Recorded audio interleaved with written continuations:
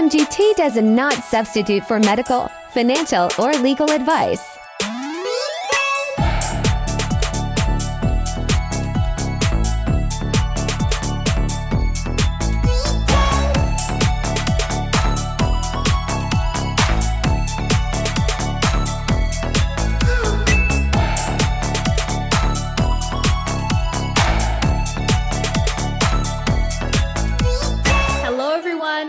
Welcome to MGT. I'm Monique. And I'm Lainey, and we have the cheat codes to the simulation. Today we have the Genie coming onto the show, aka Reb0rn13 on Instagram. And he is our favorite anonymous crypto guru with all the cheat codes on XRP and the quantum financial system and why we should give a shit, basically. The absolute in infinity. So you are oscillating. The movement stage is here and the rest stages are here. Planck's distance is 10 to the minus 33. Infinity. So this is time space between here and here. Below 10 to the minus 33 is the click out, the portion at which you merge into infinity. If you realize that this world here is as inherently real as this world here, if you can consciously create this world, the one that you have when you're in a dream, your ability in your DNA to manifest has laid dormant.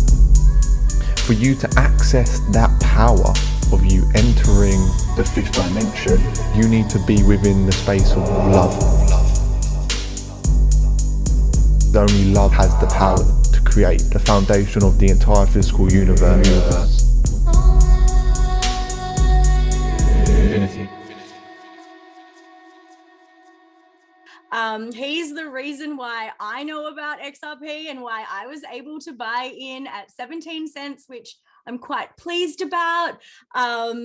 We are going to cover his journey, and we're so excited to have him here today. Basically, the Archons threw everything at us, and he was scheduled to be one of our first guests, but the Archons weren't having it, and we had to reschedule so many times. So I'm so excited it's finally happening, but I hope you love it. Yeah, it's going to be amazing. Guys, if you are listening on Spotify, please hit like, share, and subscribe. And if you are watching us on YouTube, also please hit like, share, and subscribe and leave us a comment in the comment section. Welcome, Genie. Hello. I was like, are you going to leave your camera off? How are you? No, welcome. Hello. I'm good. How are you? How are you both? Great. Wonderful. So good. Thanks for coming on. I know. Thank you. Sorry, we're a bit late. I was like having technical light issues, and also like the Archons were like, I nearly died twice, like trying to like sit here. The fucking floor was like so slippery, and I was like, oh my God, I'm gonna like die. And everyone's gonna be like, they're creating little booby traps for you. Literally trying to mess us all up. Well, I was like in the kitchen and in the bathroom. But yeah, finally we're doing this. I know. Well, this is the thing. It's taken some time, hasn't it, anyway, to get us on. So they've obviously been putting in their work to try and disrupt this. And now it's finally here. It's beautiful. Legit though. Because like I think you were like scheduled to be like one of our first few. So yeah. And also like thank you, because I feel like because of you I do know about the XRP, so eternally grateful. Which brings us here today. So welcome. Do you want to let us know about your ascension journey, obviously how you got into the anonymous YouTube market and your awakening, all things great awakening, I guess?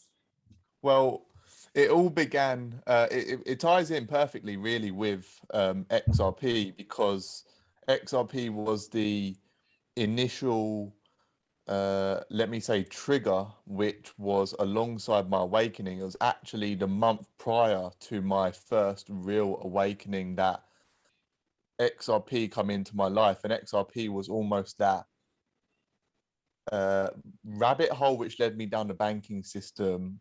And for the first time in my life, I was aware that everything I'd learned was pretty much a lie, and that all of the structures that had been created weren't there to serve us, but were there to essentially create an inversion so that we don't ascend in our own journey. And at the very same time, I had just begun my awakening. It was almost the first time in my life that I asked that question, like, what is reality? Like, what is life? And they tied so well in together. It was so synchronous. And just around that time, I started reading a book, and it was pretty much the first book which I'd read in my life, and it was called The Power of Now by Eckhart Tolle. It's a great book. Yeah. Yeah. And Do we think that he's like, I don't know, like tainted? Oh, Into- really? Yeah. I'm like, I is he don't like think so. too famous to be like, you know? I don't know. I feel like there's the rabbit hole, and then there's getting too deep into our own psyche where we're like, you know, You think like, everyone is like not good, and as everyone's like infiltrated, you're like, is he like no. one of the false light people that everyone keep trying to call out at the moment? Yeah. Like, but you know, sorry, I interrupted you. You go back. No, but it's funny, really quickly, you saying that. I've been like watching this specific YouTube channel, and he's great. Like, his pattern recognition is incredible, and he's like been tying things in. And he did one video, and he basically tied in how so many of these like so-called light workers were like secret inversions. And I was watching, I was like, damn, man, like, Seriously, like I it's need like to do a some more. huge thing at the moment. So like, I guess it's that whole like you have to have discernment, right? So it's like, and it's good to question everything as well. Oh, Do you know what I mean? Just because he's Eckhart Tolle doesn't mean that you can't question him. I've kind of found, right, that the way in which I discern it now is, rather than thinking, is this guy tainted, I read the text and I essentially look at whether what I'm being taught and what I'm learning is actually for my greater benefit. Yeah. And then take what is good for my own growth, and then just discard of the rest. And then over time, you start to develop a picture of like, okay, this is pure real teaching, and this is just like a load of crap which I need to like discard, because it's actually only sending me deeper into my own kind of matrix prison, which I'm believing is freeing me, but really is just literally throwing me deeper. But going back to the story, so I read that book, and I remember after the first few pages, I literally, for the first time ever, I put the book down, and I looked up, and I was like, damn, like, I am not my thoughts. I am the observer. I can literally just watch my thoughts and let them go. And that began my whole meditation journey. And from that moment forward, I got absolutely obsessed with just going to that place within me which was liberating. I found a deeper part of me which I could now release all my anxiety, release all my worries. And I continued on that journey more. And then obviously tying that alongside like the XRP rabbit hole, which like tied me all into history. And then I got fascinated by history, realized that was all inverted, then looking for the truth of that. Then I started creating this picture, and this picture started forming, at which point I then decided, man, I need to tell people about this. So that's when the Reb0rn13 idea come in. And throughout that, what year was that born? So Reb0rn13 started at the beginning of 2019. And it was basically a way for me to release everything I was holding in, because everyone around me was so asleep, and they still are. And I needed a way just to connect with. Have you not? So you don't think people are waking up? I mean, I don't know. I have a light-hearted approach, like when it comes to what's going on right now. Like, for the most part, when you walk outside, like, just everyone is asleep in their own dream. No one has a clue. Like, Yeah. we can be real on that. But then And that's just like like, even depending the on your ones who think perception they have a also, clue don't have a right? clue. And we only know that because we was in that place where we thought we had a clue. So yeah, so that was at the beginning of 2019, and then began connecting with more and more people, and both in the XRP community and within my own awakening journey, tying them both together and doing my own research, not only continuing the meditative journey, which was discovering my own emotional and mental being, but tying that into what was, or who was actually in control of the world and what was actually happening on the planet. And I continued to connect with more people over that time. So then I started to expand my channel through obviously Twitter and then YouTube.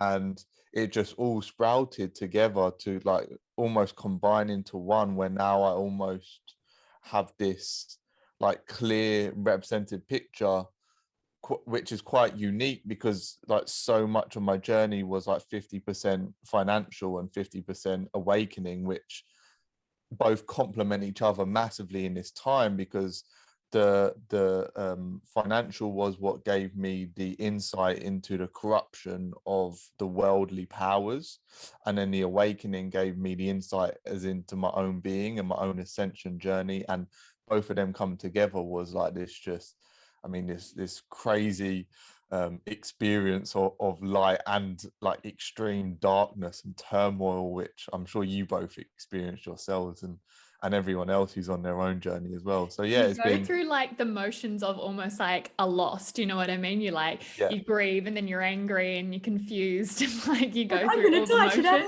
Yeah. And then you kind of get to this place where you're like, you know, you're actually like, all right. And that's, I guess, where all the memes stem from, like people just waking up and people that have been awake up for years, you know, like yeah. the people Well, vomiting in it's the one of them toilet. And I was things. like, they're there. My It's favorite. one of them things, isn't it, where it's like Yeah.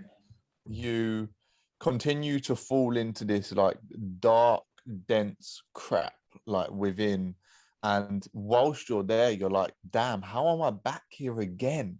And you're like, what is going on? Like, I'm fucking healed, damn it. Like, Yeah. why? Yeah, exactly. You're like, damn, I've been on this journey for time now. It's like, how long, how much effort have I got to put in? We were literally having this conversation the other day because like I feel like I kind of like, I don't know, went back to like, I obviously just I hadn't learned the proper like lesson, and like a lot of like past experiences were coming back into like the present, and I was like, no, like I've dealt with this, you motherfuckers, like I can't do this again.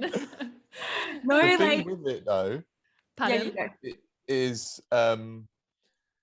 it is it's the most beautiful part of the journey if you allow yourself to just go through it, because when you then come out the other side, you can utilize that experience, so that when you then fall back into it, every time you fall back into it, you're like, okay, I've been here before, like I know this hurts, I know this is intense, but let me just work through it, because at some point I'm going to get out of it, and when I get out of it, I'm going to realize, oh, that's why I was experiencing that crap. And each time it happens, you develop a little bit more insight into that, and it slowly becomes easier, so that the further along the journey you are, the less the darkness affects you, because And you so can almost start to begin to laugh at it.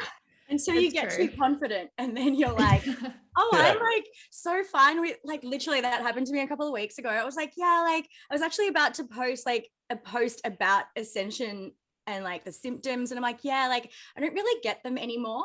And then next minute I was like literally having like the biggest fucking breakdown of my life. Like I was like, oh, okay, got the message, too fucking confident. Like, Yeah, here we go trust again. me, I've But been yeah. there as well. Like I remember when not too long ago I was having a conversation with my sister and like helping her through her own journey and explaining to her I was like, like, which sister is it? and she was obviously, it was primarily based on like handling fear. And then later that day I was lying in bed just about to go to sleep, and I almost had this like attack of fear, like just and I instantly noticed it, and like it didn't grip me because I'm so aware of it now, but I was lying there. I was like, damn, what's going on here? I was like, Was that how is it? recently? Yeah, probably around about 2 months ago, I started going through this intense shift where not only was I being given insight as to almost where I was leading myself astray, but at the same time, a lot of darkness was coming up from really deep as I started learning even more about myself, and the tying in of those two things together almost sent me into this like snowball into it deeper within, which like brought up a lot of, I guess it's trauma from before, and that definitely was an experience to be had. Yeah.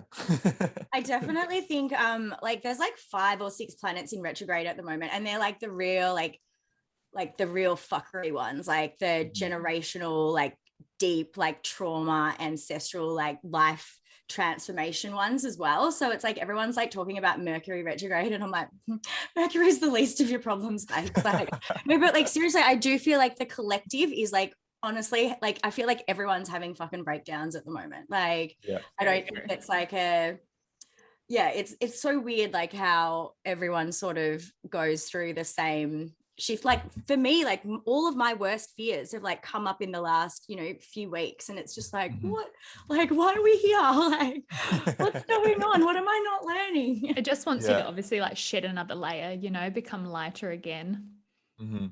100%. And I'm also noticing that in my own journey where I thought I was aligned, that there's even more little intricacies that you can make to like set yourself on the path more.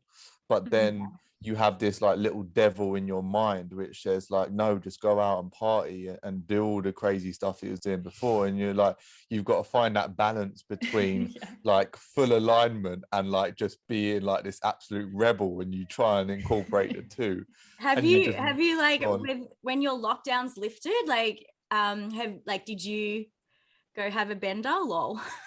So funny enough, right, when the lockdown lifted, I reconnected with some old friends who I hadn't like met up with in over a year, to almost go and put myself in that position again, because I wanted to see what how I would feel in that. And I thought it was going to be like this amazing type thing where it's just like a release and I could just go out. But I went out there and I was sitting there and I was more fascinated just by how everyone is in this. Like, it's so funny, like I'm sitting there and I'm like, damn, none of you have any clue, do you? Like, you just I love that you said that, because it's exactly how I feel. Do you know when I first started awakening, right, and I was still in my like partying, like binge, like nights out, like daily, weekly. I remember when I first started awakening, and I started shifting from being like in the club and like just fully immersed in all the music and dancing and whatever, to being like in the club, but now I'm watching it from like a standpoint. And sometimes I would just stop myself. I'd be like, what is going on here? Like, this is so mad. It's so almost unnatural. But I found so much joy in that, because I was like, damn, like all of you are trying to impress everyone. You're all trying to like get each other's attention. And I'm just there and I'm just like, you know what?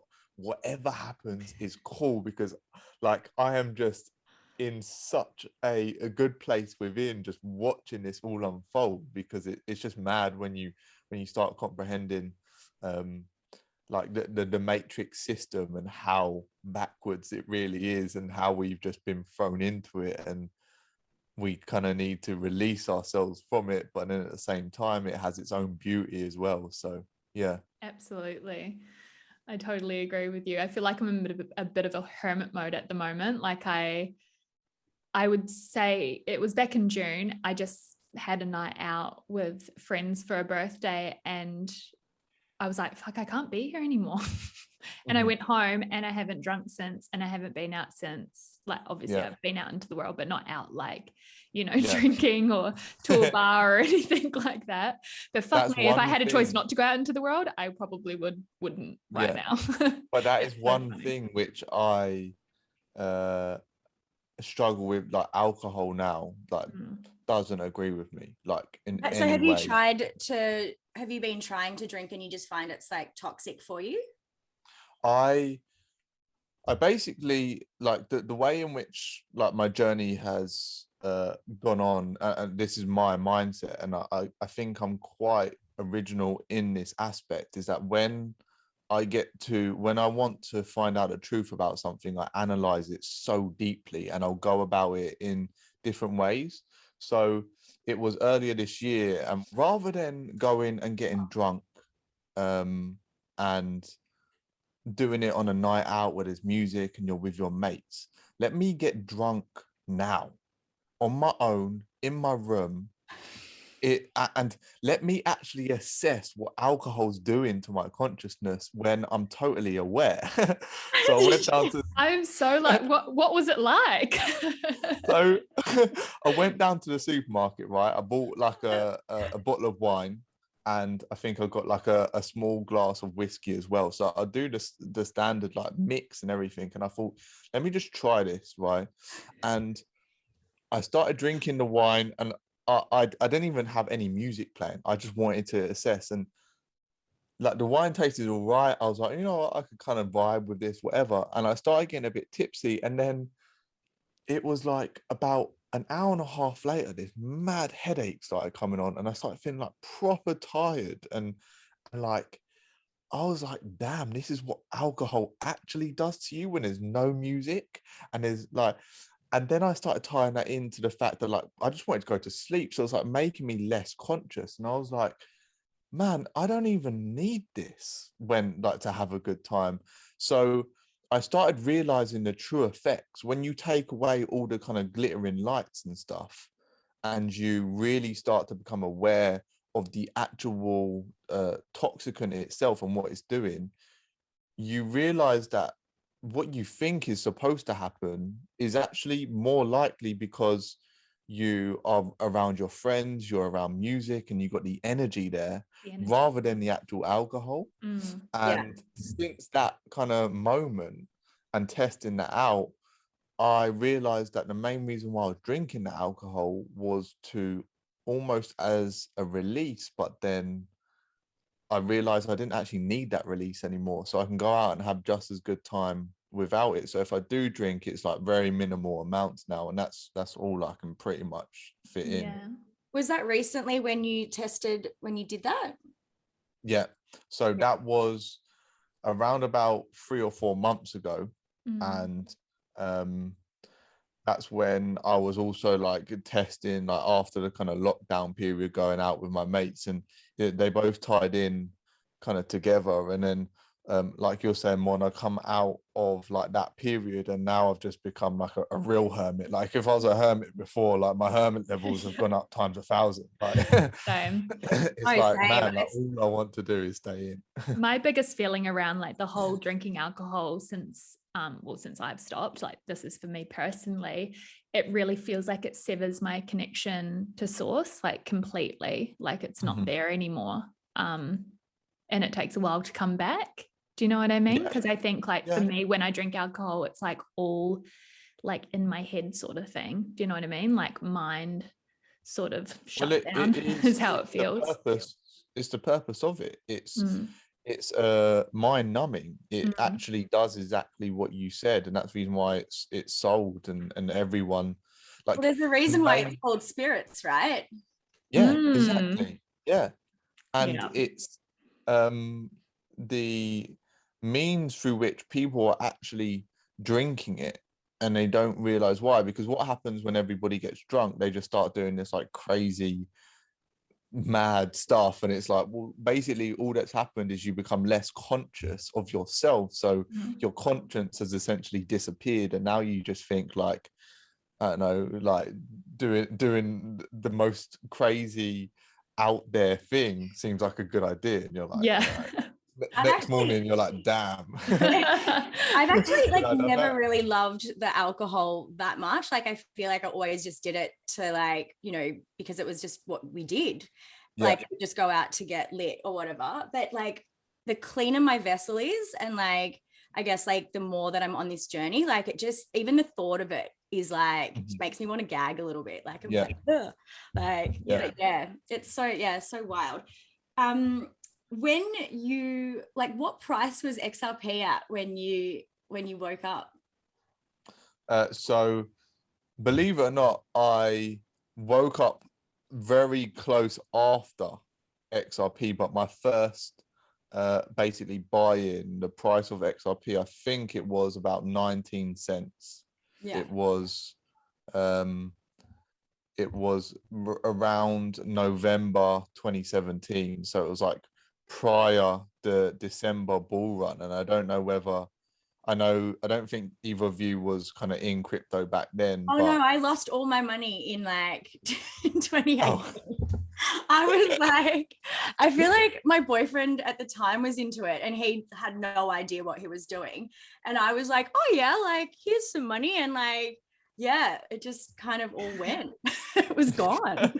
I think for the most part, the majority got in like peak bull run stage, whereas for whatever reason I got in like totally prior, like a month prior. So like it was mad because I just bought this coin which I had no idea what like it was or what was going on, and then I was waking up like every morning and I was looking at it and I was like thousands of pounds richer. And like obviously at this point, like I'm young and like I didn't really have much money, and I was like, damn, this is amazing. So I spent that whole month like partying, celebrating, like, oh my god, I'm gonna be rich, like $5, $10, $100. I'm a millionaire. And then literally spending everything, and then boom, like 2018 comes and the entire thing crashes, and I'm just like constantly thinking, all right, this is gonna moon soon, and then just, I mean, we're still here, and now we're back at least like I'm in good profit from where I began, because I was like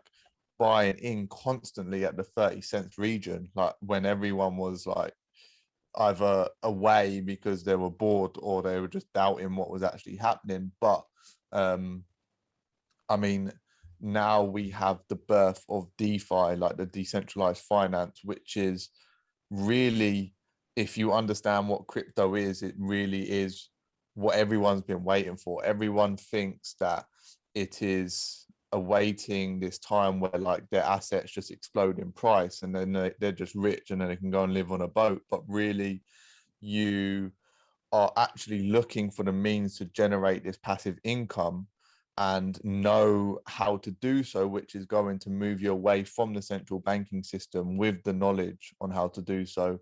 And you will set yourself up to the point where you can compound over time, and that will then allow you to essentially live off the interest of your crypto bag in the coming months and years, which is this new birth, this new banking system, and this new era, which is blessing us as a whole.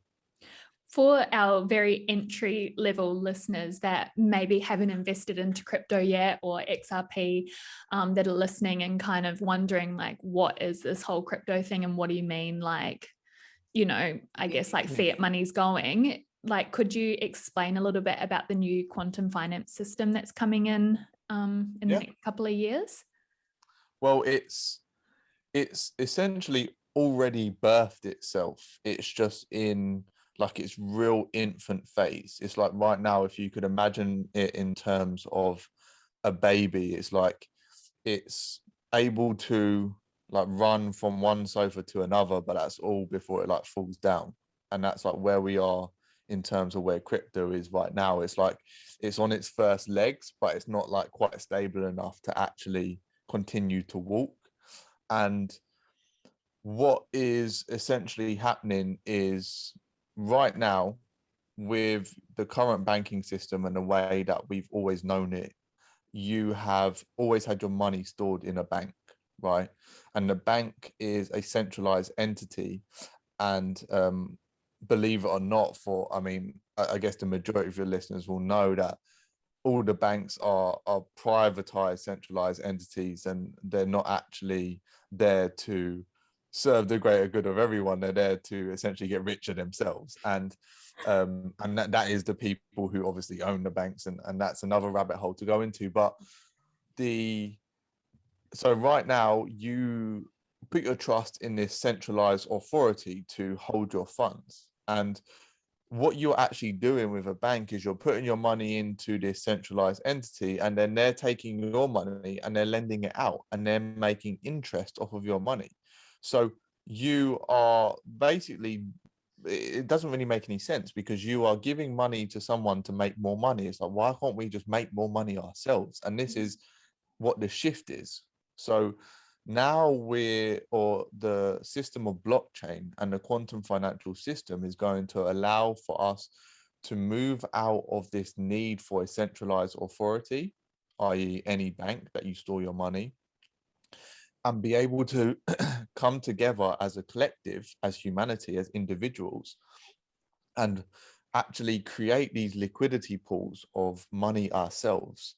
So for example, even if it was just say us three, we come together and we say, well, I'm going to put this money here, you're going to put that money there, and we're all going to come in to this, form this piece of a pie. And in doing so, we're going to create this liquidity of money, which then we can open up to other individuals and say, okay, here's liquidity ready for you to go and spend, ready for you to utilize. And through doing so, you are basically going to get rewarded for participating in the system. So this is decentralized finance. This is the shift whereby you no longer have to rely on a centralized authority, but we can bypass that and come together as individuals, put our money together, and now we're going to make the money work for us in the same way that the bank was doing. But rather than the bank raking in the money, we're going to be raking in the money. And that is all founded upon the actual protocol of blockchain itself. And slowly, as more systems start to build out, and as more technologies get advanced and support this system, it's going to become easier and easier to do so, which means that more and more people will move on to this decentralized banking system as they realize that they can earn 10%, 30%, 50%, 100% on their money through compounding, rather than earning 0.25% interest in their local bank. And not It's only that, fucking bullshit, eh? it's a load of crap.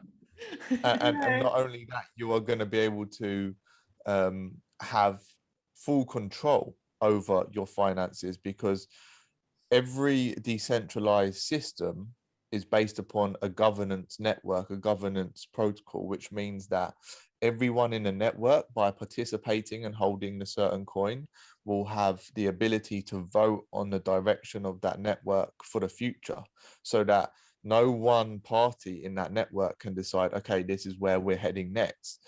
There has to be a proposal mechanism, and then everyone in the network has to then vote on it.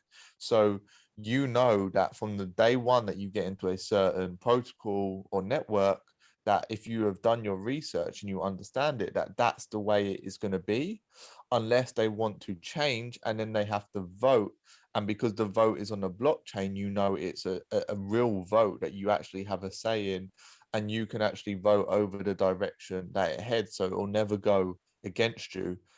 Again, going back to the centralized banking system, whereby the bank might say, okay, we're cutting interest rates now again, and you're like, damn, like I weren't making no money before, like what am I going to be making now? So this is that's it. It's the shift from putting our trust in centralized entities to building out these decentralized networks, and basically taking the power out of the banks and bringing it back into our own hands.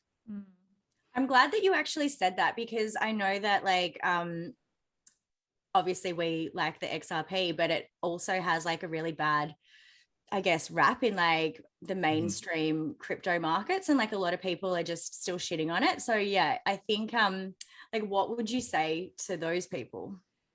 Well, I get asked this question a lot, and it took me like so much comprehension and research to actually understand really what is going on with XRP, especially because you, like you say, you have 50% of the community which is like, oh wow, this is going to liberate us, and 50% like, oh, this is going to enslave us more, great, like we don't want this. And what it actually boils down to is our own knowledge and understanding of the asset itself. That if you know of the agenda here, I'm talking on the banking level, they want to essentially regulate crypto and the banking system in a way that enslaves us more, because they don't want to lose out on all this cash which they're generating. Of course not. They've been utilizing it as means of power for years, and now they're faced with this potential where they're not going to be needed anymore.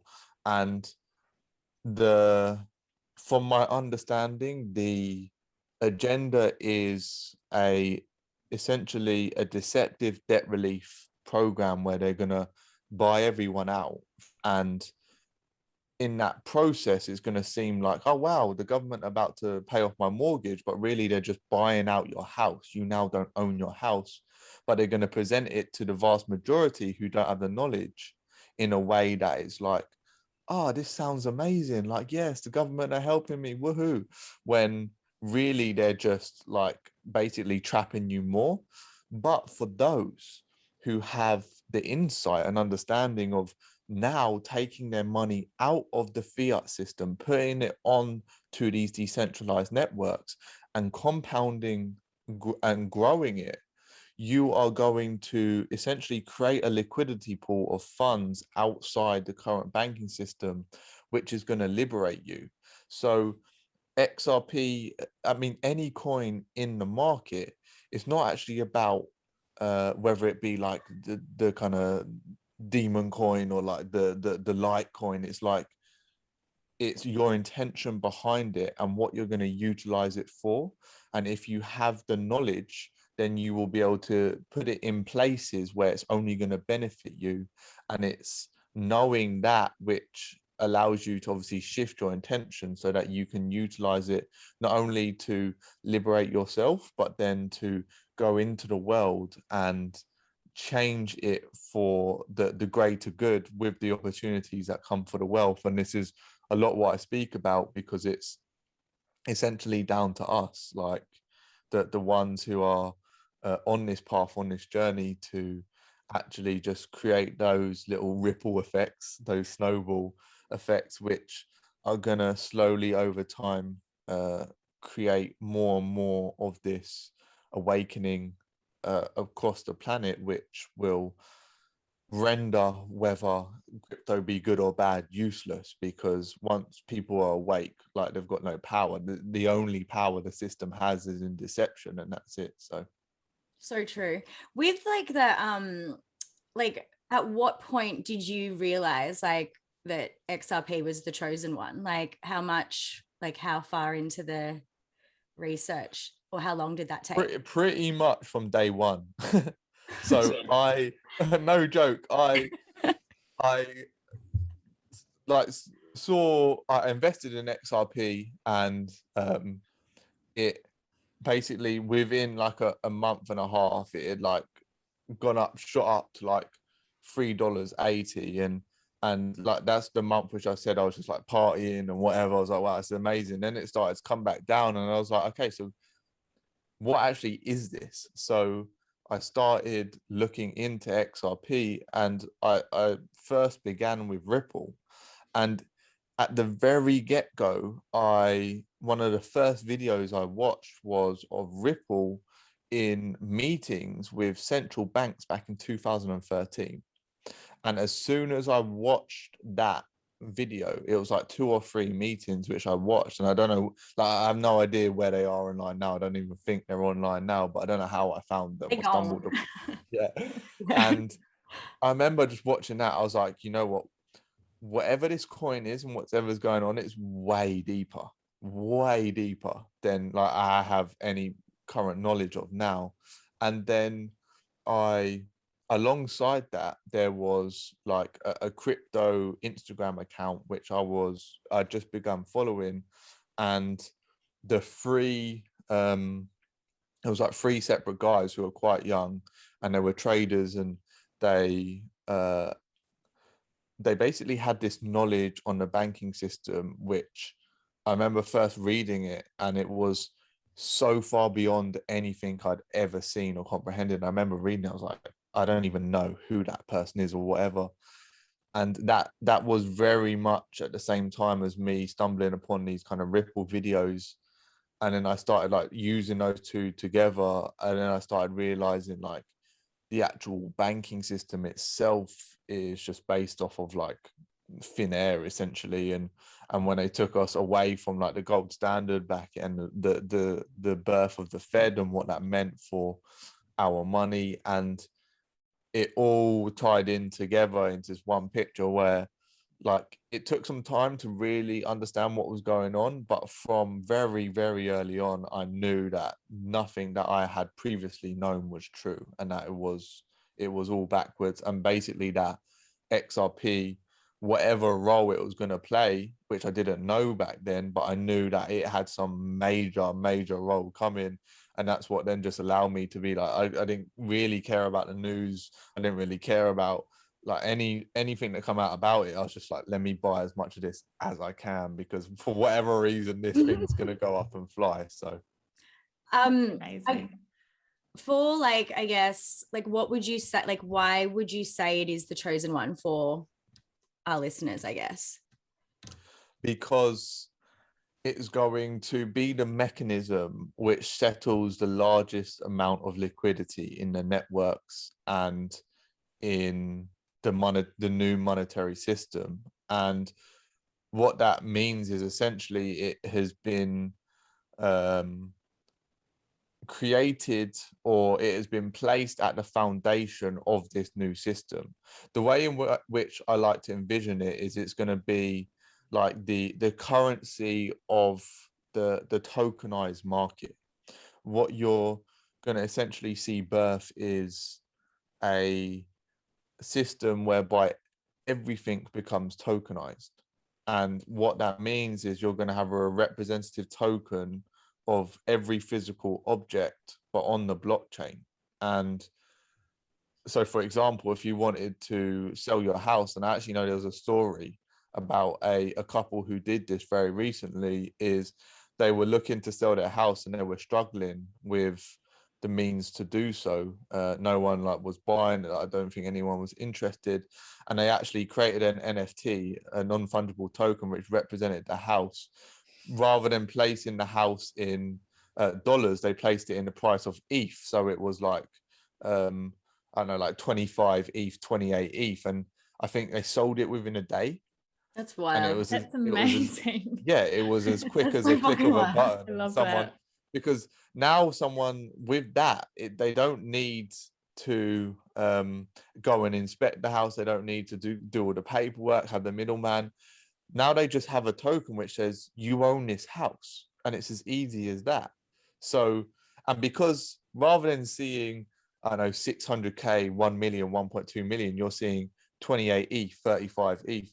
You're like, wow, this house has cost me 35 ETH. It's like 35 of these is like sweet. Obviously, it's still a lot of money, but psychologically, you're like, all right, I'm getting a house for that. Yeah, so cheap. I literally think it was in under 24 hours they had sold their house. Because I mean, if you've seen anything that's going on in the kind of NFT space at the minute, like with all these like JPEGs and stuff, you've got people spending like 2-3 million on cats. So yeah. So wild.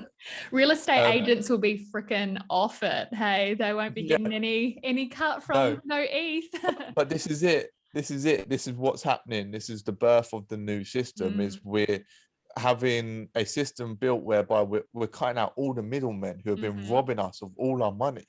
Yeah, because they're the ones who charge us out the arse to and all these fees which are accumulated in these processes. Yeah, it's fucking bullshit. So long, motherfuckers. Yeah. Oh yeah, you go. So what we're seeing is the NFT, the tokenization of everything birthing right now, where there's basically going to be this digital representation of the physical. so that we can start to begin to exchange with each other and have no need for a centralized authority. Now, where XRP is going to play in that is it's going to essentially play at the root of the system, where it's going to settle the largest transactions. It's going to act as the mechanism for the whether you want to envision it as the largest banks, the institutions, the ultra wealthy, they're going to utilize XRP as that settlement mechanism because it's fast, it's cheap, it's secure, it's trustless, and it's all stored on the blockchain, so that they themselves cut out the centralized authority, even though they are it. But they are essentially trying to jump on the train which they already know is leaving, and they're trying to salvage as much as they can of what they already have. And this is where our intention, our consciousness plays into these crypto assets themselves, because as awakened individuals, we need to realize that we need to continue to build systems around these currencies that don't let us fall into the trap again of these high power individuals who may try and utilize these coins to deceive us and place us in certain boundaries and continue to build systems which build outside of them. And just by going off that fact of knowing that XRP is going to be like that base settlement, you know that it's going to be heavily in demand, which is just, you tie demand and supply, and you have the means for a very high price, obviously. So that's where I see it anyway. So yesterday on the Oasis Zoom meeting group chatty thing, you were going into the Flare network, and that's obviously done through the XRP network. Is that correct? Yeah, so the Flare network is built upon the XRP ledger. So what this essentially means is that the Flare network is now allowing you to take your XRP that you've been holding all this time, potentially, and actually generate an income through just holding it, but putting it in the right places. And that is, again, through the mechanism that I was explaining before, through these decentralized liquidity pools. And not only that, the Flare network allows for smart contract functionality on the XRP ledger, which essentially means that in the transaction, I can now create a contract utilizing the Flare network, which basically says, in this transaction, these are the rules or the governing principles of this transaction. And because they're written into the transaction itself, you know that it's secure, and you know exactly what the transaction is going to be utilized for, and all the kind of governing protocols behind it.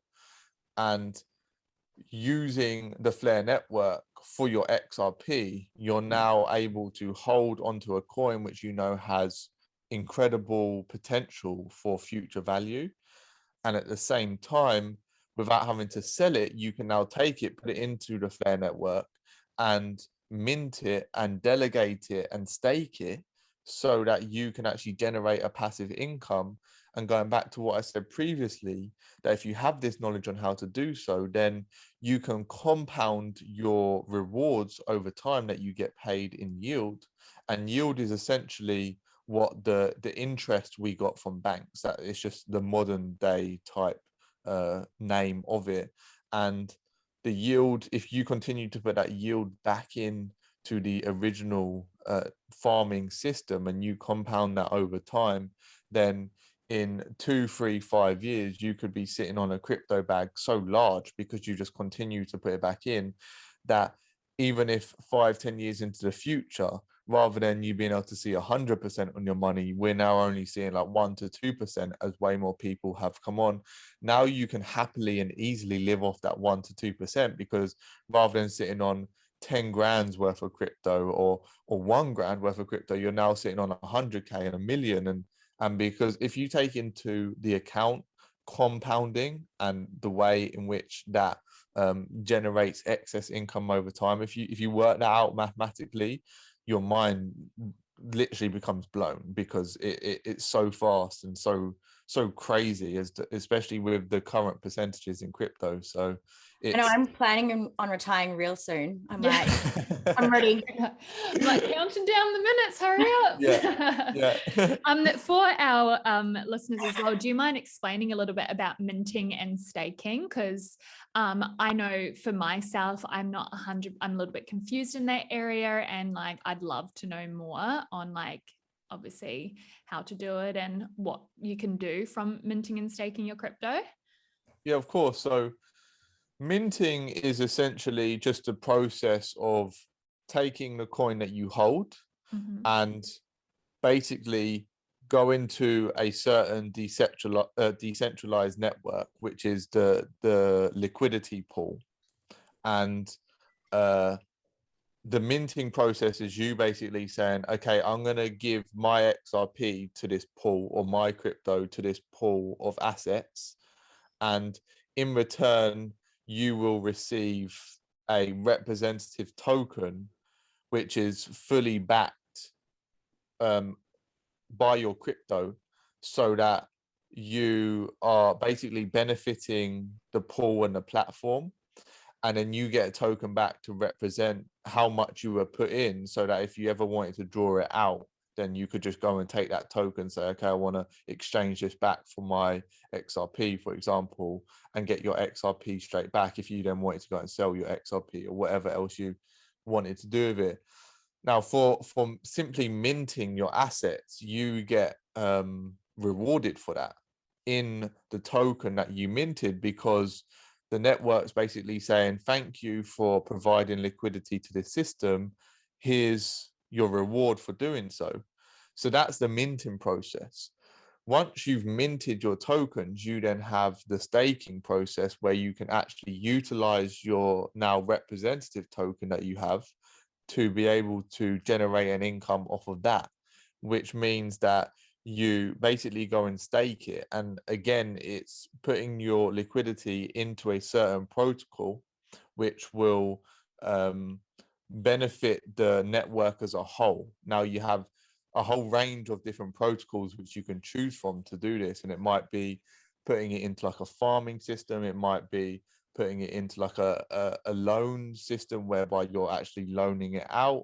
It's very representative of what's currently in the banking system, but essentially doing it ourselves.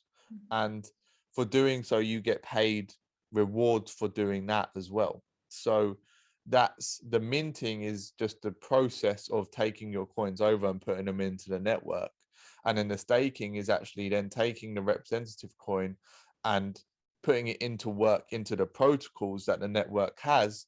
And for both of those, you get paid rewards. And then you then also have what's known as delegating your vote, which is your means to be able to, as I mentioned previously, to say where you want the protocol to head. So if there was a proposal to say, well, we're looking at making these changes to this network, then you would be able to delegate your vote and say, yes, I'm with this, or no, I'm against this. And just for doing that, you get paid in rewards.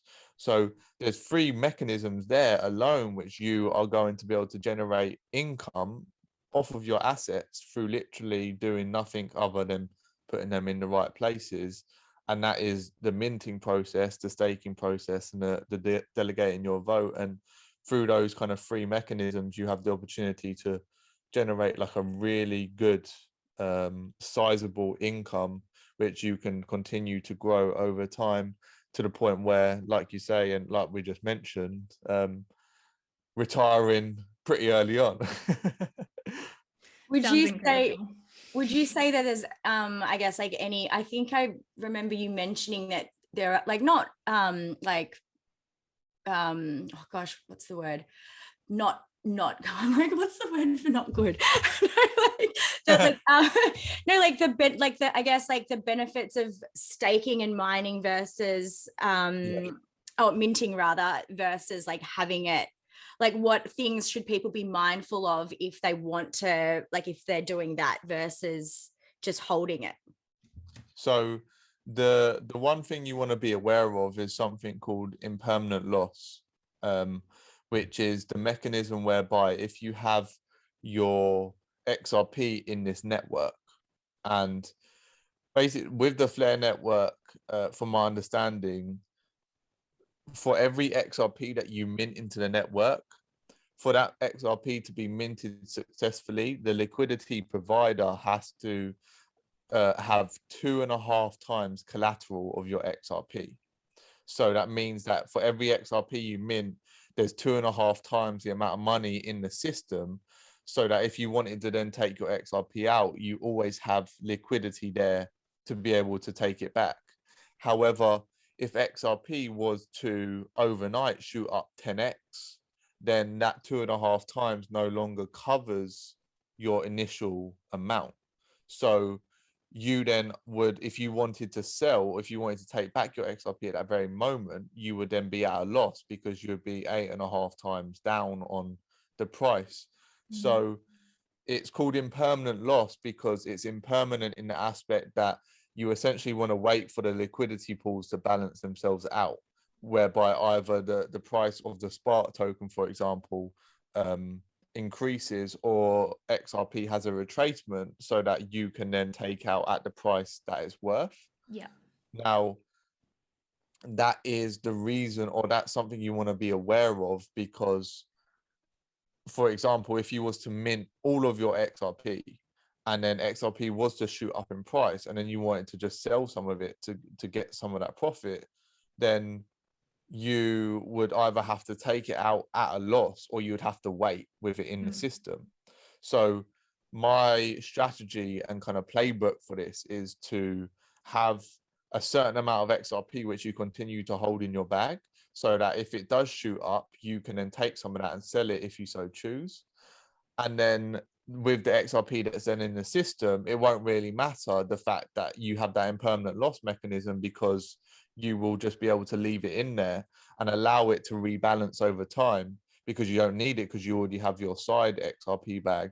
And then you just continue to accumulate on that over time. And then when it does rebalance out, if you so decide to take it out of there, then you can do so. So that's the only thing you really want to be aware of with it, is the fact that like a huge surge in XRP's price may put you in a position where you're kind of under float and that you need to give it time.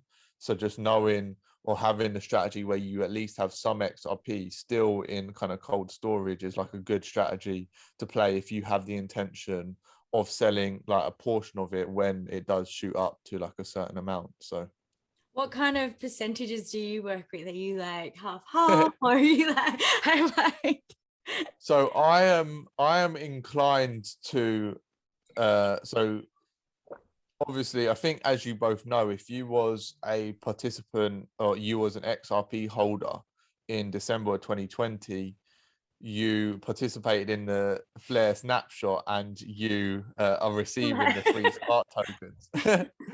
And I'm like, thank you. for that, literally, it's so beautiful, isn't it? I know. I literally was like, because I started stressing out because I was like, oh fuck, I think I moved it to a ledger. Does that mean like I don't get it anymore? And had like a little spiralina, and then I was like, oh no, it's fine, and it was still in there, so it was fine. I'm slowly. Yeah, and the ledger is the better place to have it as well. But oh, we should talk about that at some point too. Yeah, I've got mine sitting here. But for reference. If you participate in that, you're gonna get the Spark tokens in the airdrop, and so we're getting the airdrop, right, for those holders who had XRP on the December of 2020, and for the airdrop receivers, we're going to receive 15% of our total stack in the first month, and then I think it's like 3% every month thereafter. And I'm going to match it 1-to-1 with the stack that I get originally, and just utilize that much XRP representative of that. Just like I'll go in evenly with each, and then I'll continue to assess and adjust over time. Like if I start getting rewards and they're like so insane, the amount we're getting paid because it's so early on, then like I may just be more inclined to be like, you know what, I'm just going to risk a little bit more and then shove some more in, but I'm just going to go 50-50 into, or like 1-to-1 representative of the amount of spark I receive, and then assess it from there forward. I'm sadly 3 months out, so I won't get this special fucking token. Wow. But that's okay. From yesterday's chat, you are still able to receive it. You just have to obviously purchase it. Is that correct? We'll just need to go onto the open market when the Flare Network launches and buy them as you would any other token, but you can't purchase them yet other than in the form of an IOU. So you could go onto an exchange like Bitrue now and purchase Spark, and then on the day of launch, they will deposit it straight in your account. But obviously, I think the kind of smartest strategy would be to wait for the network to launch, because I'd imagine that a lot of people are going to dump their Spark tokens for sale when they receive them, because they don't really understand the network as a whole. And in that, you might be able to pick some up for a little bit cheaper than they are now, and hopefully from that actually get like quite a sizable bag. So yeah, and that's not out yet, is it? That's releasing soon. That was my next question. I was like, when do we think this will happen? Well, recently, I don't know whether you've heard Songbird released, which is basically the priority test net to the Flare network. And what we've been told is that was going to release a month prior to the Flare network, and the fact that that was released at the very beginning of this month, end of last month, shows that we're hopefully within a month, but we're very close to this release. And in that process, we can be quite excited, because we're on the cusp of this shift that's allowing us to finally begin to make an income off of our XRP without the need of any kind of centralized authority to do so. That's awesome. That's so exciting. I'm going to be like on the computer waiting for it to launch. Seems that I don't get it automatically. I have to say, it's like the one thing that I'm like really, really smug about. I'm like, yeah, I've got mine. And then the fact, I think, because like you told me about it when it was 17 cents as well. So now I'm like, I don't know. Just like, I actually remember, I think your first buy, didn't you? You like, we was on like face cam, weren't we? And you was like showing me a screen. You was like, so wait, what do I click here? And should I exchange this? So I was like, yes. I was like, just buy, just trust me, just fucking buy it. I was like, well, what am I? It's so funny. It's like the more I researched it, I was just like, it doesn't make fucking sense to have my money in the bank when they like inflation, they keep printing it. Like I would rather just like high risk, high reward, right? Just fucking. I don't know about you guys where you are, because you're on the other side of the world to me, but I mean, I can't walk into my local supermarket now to buy like a couple meals of food without spending like £10, 20, 30 quid. When like I remember, like, I mean, 10 years ago, like 15 years ago, it's like I'd go into a shop and with like £2, I'd be able to get my food for all day. And it's like, they're so sneaky in this banking system. And what's scariest, right, is that I go into the supermarket and I see these people and they have trolleys and it's just crates of beer, all of this like processed crap. It's like, all of that's going to cost you like 100, 200 quid. And there's not one thing I can see in that trolley which is going to go inside your body and nourish you. And I'm like, damn, you go out and work all these hours. You work a job you're probably not enjoying, or you really don't like, and then you're going and wasting it away on all of this food, which is just destroying you internally. It's like, if only I could just like come up to you and shake your head and be like, just wake up. I know it gets frustrating to watch, but it's all in divine timing, and like the journey of it is like the most beautiful part, you know, like being able to tell like your story, how you like was all like fucking asleep and then to finally awakening is like the best story you'll ever tell. I think for me as well, like the food thing has been such a huge, and I know for you as well, like we've both kind of experimented with like not eating, fasting, like eating the meat, not eating the meat. Like, I guess, like, what have you found over the years with experimenting with your diet and stuff? So I originally, like, growing up, I was just like, eat anything, literally anything and everything. And then as I started awakening, I got obviously a lot more in tune with myself, and I started realizing how messed up the kind of factory farming of the like animal system for like your kind of main supermarkets, etc. And that led me to a place where I was like, okay, I'm no longer eating meat, and I just primarily went like, I became pescatarian. Then I realized like how even the fish are like farmed in like these tiny little ponds and stuff, and even that's brutal in itself. So then I moved from pescatarian to vegetarian, and then obviously vegetarian, you have like the milk and the dairy, and then I started realizing like, damn, like even just to get the milk off of these cows, some of what they have to go through, I was like, I can't even abide in this. And so I went from like full meat eater to pescatarian, vegetarian to vegan. And I was a vegan for a good kind of 6 to 9 months, and like I was quite happy being a vegan. Like I was okay, and I wasn't really missing out on anything. I actually quite liked it because it meant like when the idea of, say, like a pizza come into my mind, I, rather than me being like, should I, shouldn't I, should I, it was just like, no, you can't eat that. Just, you're not going there. So it was quite calming because I just knew that I couldn't go there. And I also had the insight then to know that I didn't want to go on to like eat this kind of fake cheese and fake milk and all of this. Like I didn't want to go down that route. And I then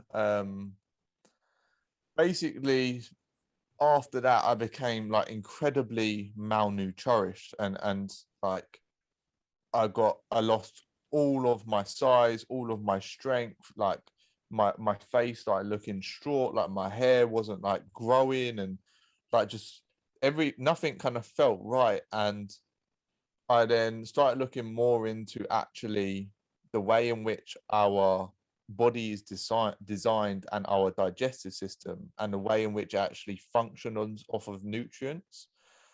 And I realized that our body is a primal machine. Our body is the most primal aspect of us in this three-dimensional sphere of reality. Now, in that, because of that, we have been designed / evolved, whatever way you want to look at it, to actually consume meat mainly as at least as a primary to our diet, because that's what we would have done. We would have gone and obviously hunted our animals. And when I started looking into it, the kind of barbaric nature of like this animal killing actually becomes like insanely pure when you start to look into these ancient cultures. And once they would like hunt and kill an animal, they would then have like a ceremony to celebrate the animal's life and death, and they would pray for the animal itself, they would pray for the journey of the soul, and then consuming that food would be like a celebratory process with all the family. And I realized that it wasn't actually like us moving away from this like eating animal and like going only to like plant and veg. It was just a process of having gratitude for the foods that we eat and actually giving it our attention, and it's due service for the fact that it's fueling us and it's giving us life. And in that, I then started to move over to a primarily meat and dairy based diet. But in doing so, I source all of my meat and dairy from the local farm. So I'm no longer getting it from like the supermarkets. And I've actually seen the animals themselves. Like even at one of the farms I go to, I actually saw one of the cows getting milked. I'm not actually sure like the technical term for it, but the cow was actually happy. Like you could see in its eyes, it wasn't like in any sort of distress from that process. And that gave me a lot of peace of mind in knowing that like this is pure, and you can even taste it in the meat. And then I always give thanks to my meat and my meal before I eat it for serving me And in that, I can now consume these nutrients, which make me feel strong, which give me vitality, which allow me to like go into the gym, go out for a run, and really feel that strength and energy. But at the same time, I am allowing myself to continue to keep in touch with my spiritual aspects, so that I source it as natural as possible, as local as possible, and then at the same time always bless it and give gratitude for the thanks that I'm actually lucky enough and blessed enough to be able to eat it. So yeah, That's I so really true. I really Sorry. struggled with the meat thing. Like, I did like the vegan thing for 2 years, and like, because I was spiritual, it really cooked me thinking about like the stress of the animal. But after 2 years of, you know, being vegan, it was like my body shut itself. So it was just like, it was just, it's so wild how like we are told certain things that are not necessarily but you have to also, what a lot of the kind of awakened spiritually aligned individuals, they've fallen into the trap of this veganism agenda, because we have to realize that there is an agenda here by the very people who are enslaving us. And the reason for this veganism agenda is because they want to create the artificial meat, and this ties all it back into like the Bill Gates and controlling the land and the farming, whereby everything we consume is artificial. So I mean, for those who don't know, like soy is like 99% of soy on the planet is artificial. Like none of it is. And you got everyone thinking like, oh The yeah, whole soy Beyond milk, Meat high in and stuff protein. is Yeah, like yeah. rotten. And yeah, so you've got like these protein powders, you've got soy, you've got like this fake cheese, and you look at every vegan packaging, you look at the ingredients, it's like the ingredients list is like 10 miles long. You're like, damn, just to make cheese you've got to put all that crap into it. It's like, that is not better for you. That is nowhere. And there is the agenda to, because food is frequency and frequency is information. So everything that we consume is informing ourselves on essentially what to do with it and how to construct and build from it. So if everything's artificial, it ties into this agenda of like moving us from like an organic species into this like transhumanist type biosynthetic humanity. And that there is a big agenda for that with the veganism, and people have to be aware of that. And that the whole kind of like dogmatic vegan kind of push here to be like, don't eat any animals, it's like slavery for the animals, like it's bad, like it's like actually so much of it is in where you source it from, your intention and the love that you show for having that blessing to eat the animal. And that going to a totally inorganic synthetic food which is full of additives and toxins is not a better route to go down, I can assure you of that. And unfortunately, a lot of vegans fall into that trap, and they don't realize that they're actually destroying themselves more than they're doing a greater good. So yeah, I 100% learned that the hard way when my so did I. Yeah, shut itself, so did I. basically. Yeah. It's like, oh, okay. Going back onto like how you said like traditions and stuff, like giving thanks to the meat and it being like a real ceremony and like the most like kindest way to the animal and its life and etc. I recently watched like a documentary, it's called like The Secrets of Water, and it goes into like a lot of how not only like the water obviously that we drink, like the quality of water, it's how like water is forced to go in directions that it actually doesn't want to go in, like through our pipes and stuff and through dams and man-made dams and things like that. It actually loses its life force and we're essentially drinking dead water. So and they obviously did all these scientific testings on waters and like just out of the tap, like nothing special, like water out of the tap just left to its own device, just sitting there, and then water out of the tap with a conscious thought of it, of like love and gratitude and like thank you, it like gave it life. It was essentially alive again, even though it was full of like chlorine and heavy metals. Like just the structure of it completely changed just from the conscious mind giving gratitude to the water. So it's just like everything, obviously, like you said, has an energy and is a frequency, and it's like giving like thanks and like love to whatever you're consuming makes such a big difference. And if you tie that into meat as well, you got to remember that we as individuals, our body is primarily made up of water, right?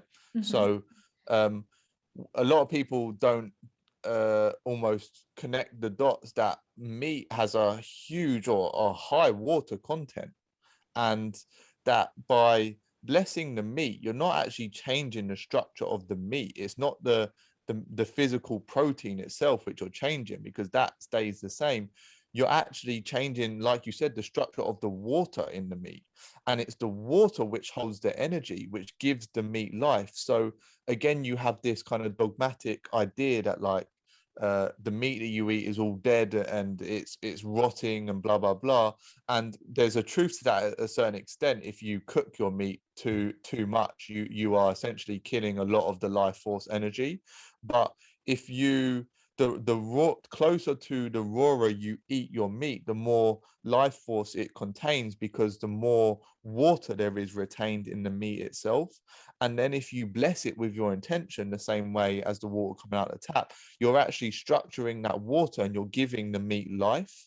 So even though it seems like it's dead, it's actually fully alive, and it contains all the enzymes, minerals, and the saturated fats and the proteins that we need to repair and to grow, and for our cells to have that correct essential mechanisms, tissues, and transporters which interact with each other.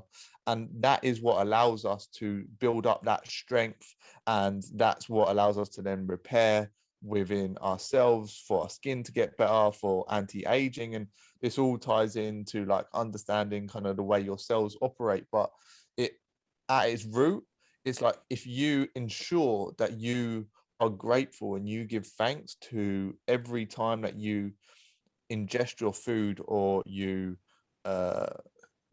drink some water, you know that you are giving that water life, which is just beautiful in itself. Like, really is. Especially because most towns and cities recycle water as well. Like very rarely will they have like fresh water come in. It all is recycled and treated. So yeah, by giving thanks and blessing that water, like it will come back around. And like the more you do it, obviously that whole cycle of life and energetically it will become like obviously much better for the town and cities that you're living in as well. So it's such a nice like thought, and also so easy as well to just like your intention before you drink a glass of water or a bottle of water or whatever is just so simple and makes such a big difference. It's just, well, there's a reason why we were always supposed to like say grace and stuff, right? Well, that's where I think the tradition come out from. Like if you tie this back into our ancient history, all ancient cultures knew this, and that's why it was part of their ceremony. And the idea of saying grace was like the modern day kind of representation of that before you eat your food, you give thanks to, whether you want to call it God, the universe, the energy, the spirit, for giving you the blessing of the food to nourish yourself. And there is an amazing author which I've now read like all of his books, like he's one of my favorite, called David R. Hawkins, and he basically developed a muscle test mechanism which allowed him to connect with the pure consciousness itself. It's almost like an oracle which you could receive an answer from, whether you want to call it God, the higher self, the infinite intelligence within. And you are able to record the level of consciousness of not only people but all things on the planet through utilizing the muscle test. And it's called a kinesiology response, if anybody kind of wants to look into it. And he basically tested the frequency of food before blessing it by giving thanks, and after, and it increased by like, I think it was like tenfold or something in terms of the amount of energy in the food through just a 10-second prayer of saying like, thank you for this food, like thank you for allowing it to energize me. And that's all it took for the actual, and it was tested to show that it really does have an effect which you may not be able to see, but consciously and subconsciously it's having a huge effect on the food itself. It all of that stuff like blows my mind. Like I could talk about it for fucking hours because like it's just such a simple thing to do and makes, like I said, the biggest difference possible. Yeah, like you said, when people don't believe me, I'm always like, look up Dr. Emoto. Exactly. Yeah, that's a really good one. Well, it's just so wild to me. People don't realize, like, I guess the energy thing, like everyone's so quick to like look at chemical like healing, but like energy healing and like we're electromagnetic beings. So yeah, like I'm the energy girl. I like the energy. But yeah, people just don't fucking but it is guys. Pardon? It's all energy, isn't it? Yeah. It's like you have the mechanisms which are almost like the medicinal remedies from the external, but they're only one aspect to your healing process. The real healing comes from aligning your energy and connecting with that deeper part of yourself. And that is where you will then start to essentially restructure your DNA and your cells to begin to actually operate in the way in which they're supposed to and function optimally. And in that, you then begin to realize that all illness is a manifestation of a misbalance of your energies, and that if you can come to a line, you can rid yourself of diseases for as long as like you live, because once there is no dis-ease within your body, then you are never going to fall prey to all the mechanisms that your body utilizes to rid yourself, like when it comes to a temperature, runny nose, all these things which people just deem as like, when it comes to maybe it be diabetes or dysfunctioning of the mind over time, it's like that's all down to lifestyle and a misbalance of energy. And if you can come to realign with that early in life, then there's no reason that like climbing mountains now and climbing mountains when you're 100, there's no reason why there has to be any difference. Like you should be able to do that your entire life, and that's a blessing in itself once you realize that, because you're like, wow, like we're not destined to just like diminish and deteriorate away and become like weak, fragile beings. We have the opportunity here to actually live a prosperous life till the very day that we die, or whether you want to call that ascend or move into the next sphere. And that in itself is a wonderful thing to realize, and another reason why walking this journey is such a blessing, because you know that your life isn't going to end at 35, 45, 55 as like, I mean, I used to be a personal trainer, and like I would have clients come to me and they would be like, they come in and be holding it back. They'd be like, oh, like I'm 35 now. It's like, I'm getting on a bit in my back. I'm like, in my head, I'm like, damn, man, you're in your 30s. Like you're a fucking baby. Yeah, it's like, what are you doing? It's like, you think you're old already. Please. It's so sad, hey, because like they really believe it as well, because that's like what society is like basically conformed us to believe, is that like, oh, mid-30s, like by design as well. Yeah, exactly. It's so fucking and imagine what that's doing to your internal being as well, just believing that. Like, imagine like obviously your energetic mind resonance change of your cells are like, okay, let's shut up shop now, 35, I can't be bothered anymore, we're getting old. And it's like, damn, no wonder why when you're 50 you've got like all these wrinkles, like you look like the absence of life. It's like, because back when you were 30, you was getting old, and you ingrained that into your subconscious. Of course you're going to age. It's like you can reverse your aging by believing that you become younger as you get older. No, it's fucking true though. It is so true, because like obviously full of water, our cells listen to like what our conscious mind is constantly thinking. So it's like you can literally rewire yourself. Well, I'm also like with people who like always talk about like, oh, stress is going to kill me. And I'm like, well, if you think stress is going to kill you, stress is going to kill you. Like, if you think COVID's going to kill you, COVID's going to kill you. Like, for me, it's like a consciousness thing. And like, even like over the years, like when people would be like, oh, my lower back sore, or I've got a UTI. And I'm like, lol, she's like pissed off with her partner. Like, everything's like so interrelated. Like, seriously, I'm like, you are pissed off with him, aren't you? every time. Like, this shit is real. And it just is so wild to me that people don't like. That's why I know like there's certain things I've always been like, nah, never gonna get it, because like like cold and flu is like mental confusion. Like there's so like once you know everything, it's like you can like reverse things before they even develop. Yeah. Like my friends that get the flu and stuff, they're like, oh, I've got the flu. And I'm like, it's cool, I won't get it. And they're like, oh, but like my partner's got it. I'm like, yeah, but my body won't get it. It just won't. Not in this terrain. No. And it's been like years and years and years and years and still like so healthy. Do you know what I mean? Just my body won't. Yeah, that all actually springs back. One of the first books which I read, which had like a profound impact on me, was Reality Transurfing. And it's basically a method of perceiving the universe to create your reality exactly as you wish. And it shows you how everything has a an energetic representation, and we only see the physical form, but really it's just like an energetic structure.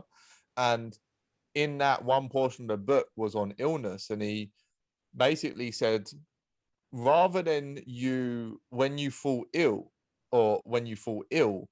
when you start to get the runny nose and temperature, and you instantly then going out and you say to everyone, oh yeah, I'm ill, what you're doing is you're resonating with that frequency. And he said, before you say that you're ill, tell yourself that you're healing. And you instantly switch your vibration through doing so.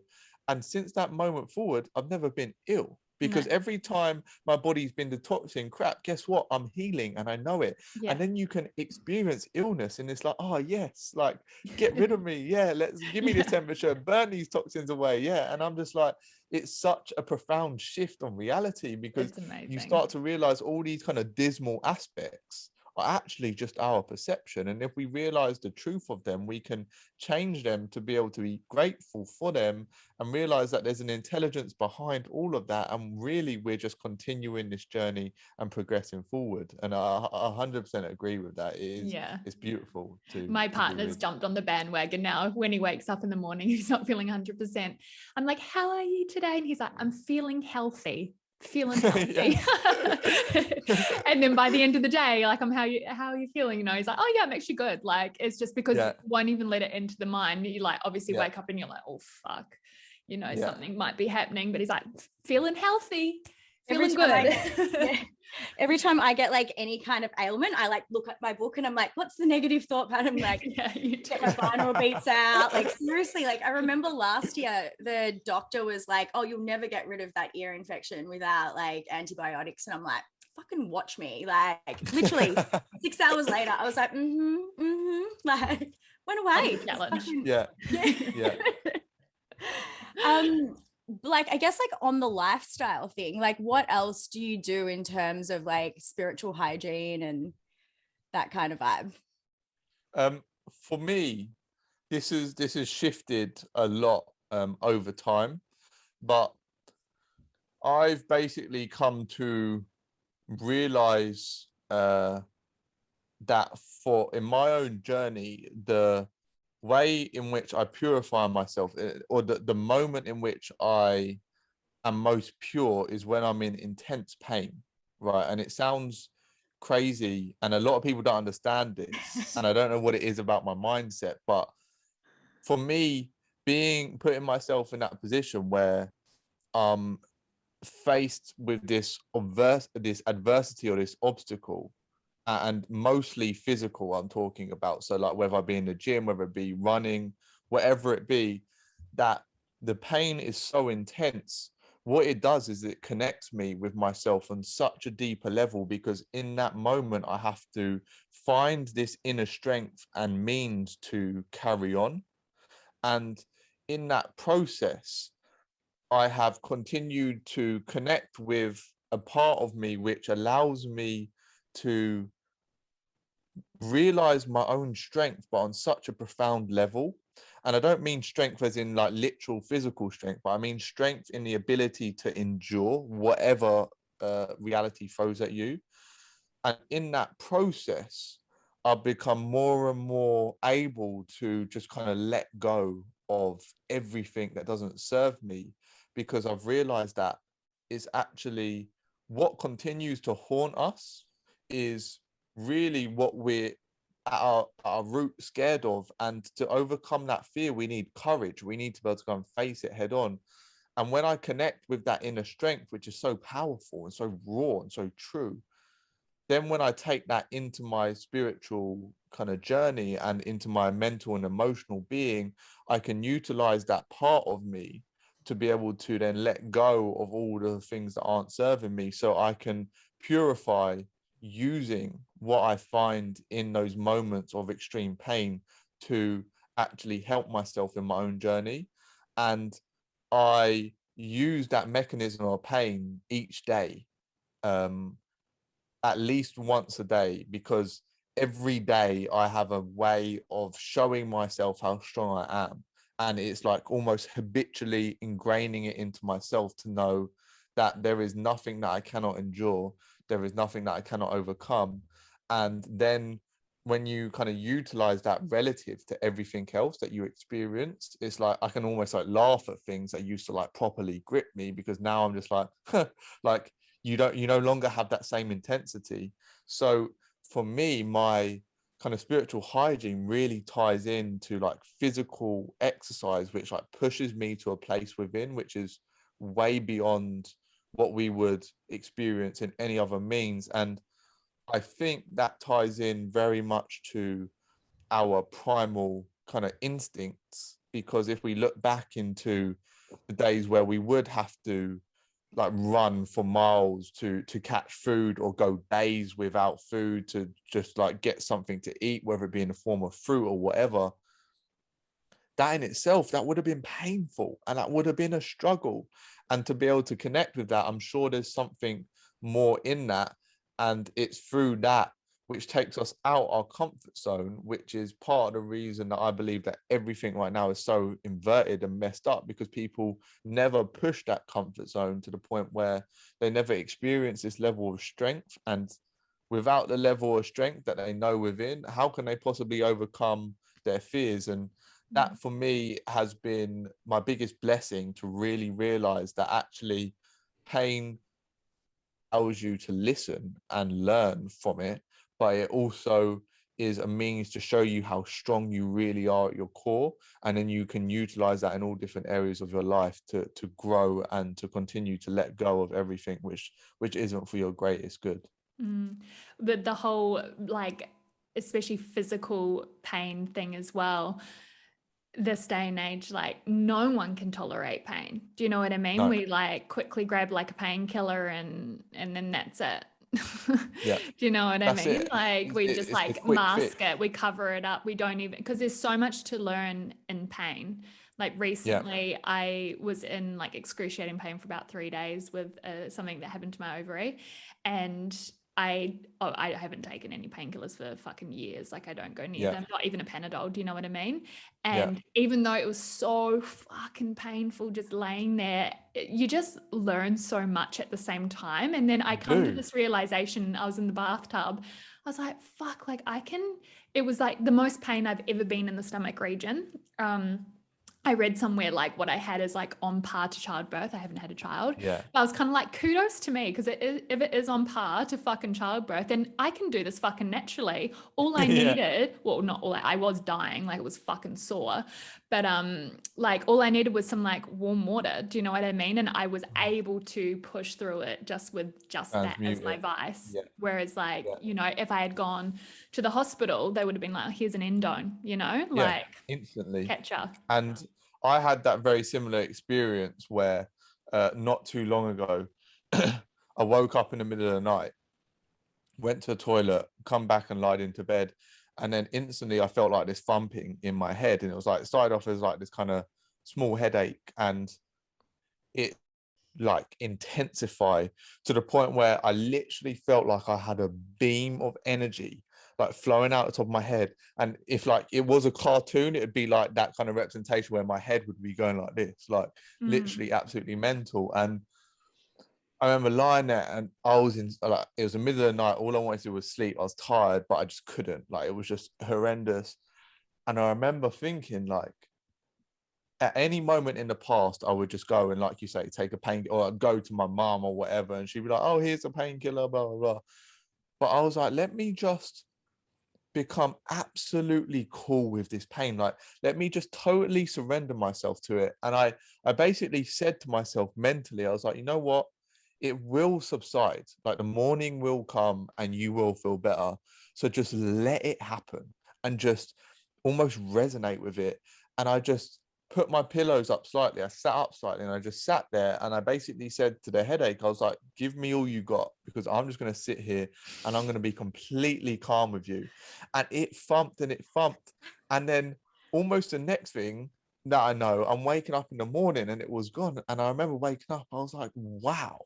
I was like, I have the ability to just say, you know what, do what you got to do and I'll deal with it. Yeah. And my body then figured it out itself. And I wasn't scared that like I had like this migraine growing on my brain or all these things. I was just like, you know what, like if it's my time, it's my time. But right now I know that I can heal, and I'm just going to let you do your thing. And in that process, we have such a profound power. If we can endure that pain, we can connect with a deeper part of ourselves, which allows us to just resonate with it. Yeah. What is there that can come up against you? Nothing. Exactly. Because you can just resonate with it all. And it's liberating, because once you have no longer this fear of like intense pain or struggle, you're like, you know what, universe, bring whatever you've got, because I'm ready. I'm ready. You just wait. You be careful what you say there, young man. What you call it. Yeah. No, but I'm like, he honestly, said it, not me. I don't want that. I didn't say it. That wasn't me, guys. I literally now, I live by that in myself. Like, I truly live, but that is my raw truth, because like I live off of the truth that there is no circumstance in reality that, one, I can't endure or overcome, or two, isn't for my greater good.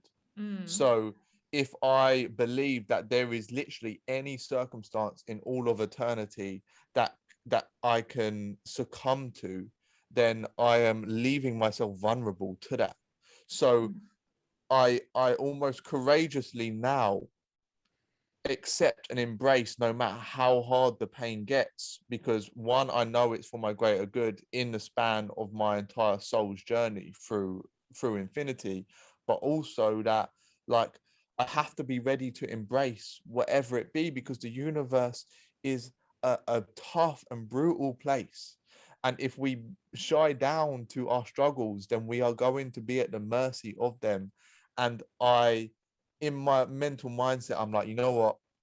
I've got to a point where I'm like, universe, like, just bring it to me, because whatever it be, wherever it be, I'm ready. I will always be ready, because no matter how painful it gets, I am there, because my soul within has the power to endure whatever the fuck this thing gives to me, because it's out of my soul, it's out of that power which gives birth to it. It's like warrior mentality. I was like, that's like full warrior vibes. Yeah, it is. I'm like, I'm loving it. Warrior mentality is the best. Out of curiosity, do you know what your Lilith is? No, I do not. I recently learned mine, and it's so funny. I was like, I feel like I do. Oh, do you? Do you know? Probably. She probably does. What is it? Is it same as mine? It's Gemini. Oh, I was going to say, so I recently learned what mine is, and there's a whole thing of there. I love that you just knew it off the bat as well. I know. About pain. I'm like autistic with everyone's pain. Yeah, you are. It's like, you do know everyone. Problem. Be cool, be cool. Don't fucking say it. Yeah.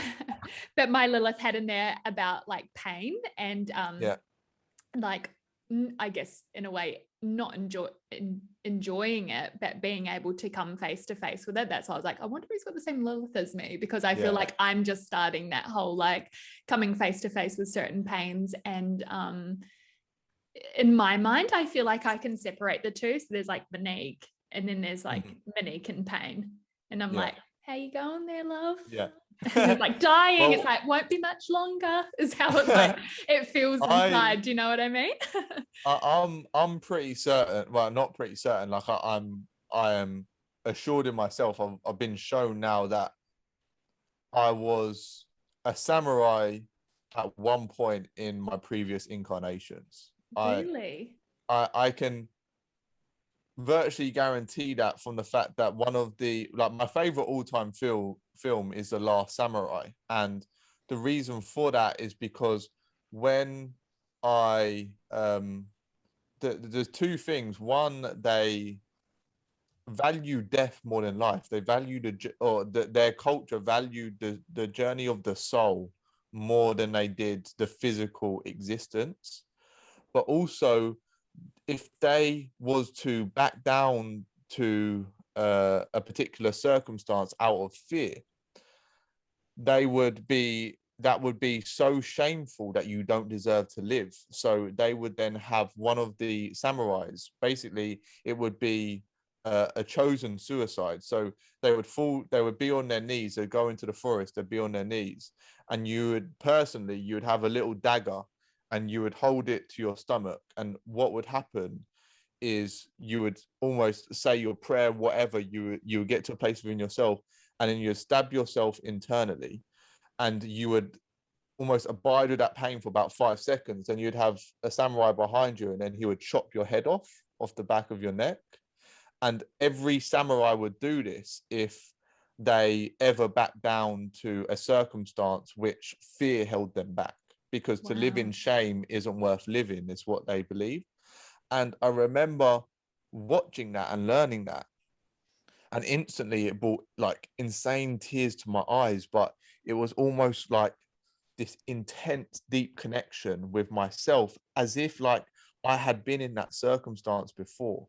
And I feel as if that I've reincarnated back to learn that lesson with what's going on in the world now, to literally, when it comes to fear, I can't fall prey to it. I have to face it head on. And that warrior type mindset has been in me. It's deep ingrained into me through my journey, and now it's just manifesting itself again. And that's the reason why I love the pain, because for me the pain is my ability to go so deeply within that, like I connect with that strength, which just shows me that I have nothing to fear. Like I'm so ready for everything, because like the fear is all that these entities have over us. And if you really truly are able to overcome that fear, you're liberated. That's real freedom. Once you want the absence of fear, you're free to choose, and that's life in its purest form, and that's just wonderful, isn't it? So it is amazing. It's literally how they control us. Like everything like boils down to that. Yeah, I love that you're not living in fear, because I don't know how easy it would be to find a samurai to chop your head off these days. I tell you what though, like on a scale of how to die, I know it sounds crazy, like you could die on your deathbed. This is the point where people start unfollowing us. No, I'm kidding. Go ahead. For me, genuinely the thought of having the ability to initiate my own death out of gratitude for the life itself, but to die in such a pure way by having your head chopped off, like, this is what I mean. It's why I'm sure I was a samurai, like, because that to me it resonates. I know it sounds ridiculous, but it really does. It's like, it's such a pure way to go, to choose yourself, to intentionally create your own death, not out of suicide, out of like being in such despair that you can't bear, but out of such profound love and dignity and purity that must send you into such a pure space within the infinite realm of consciousness. It's like, it must be such an amazing way to, like, for your consciousness to almost disappear and reside back.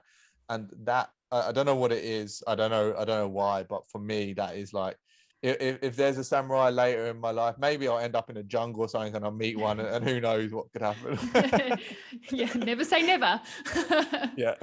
It could be like the fact that obviously when you do leave this 3D realm, like, you know, your conscious mind goes back to oneness, you know, so it's not essentially like a death, it's just a death of the physical body. Exactly. Yeah. Mm-hmm. I think with like the past life thing though, like you kind of know, like I know I was burnt at the stake many times. Like I like set myself on fire daily and I'm like, oh, it's like this whole thing. Yeah. So I think it's like, and especially like lately, I feel like the downloads that are coming through, it's like, I just like remember many like more lifetimes. So like, yeah, I 100%. Yeah, you were definitely like warrior. But yeah, your soul tells you kind of like who you are or what you are, or, you know, just by feelings, because it's like your cells remember always. Exactly. You know, what your mind won't, your cells will. Don't you, in your DNA? So yeah, exactly right.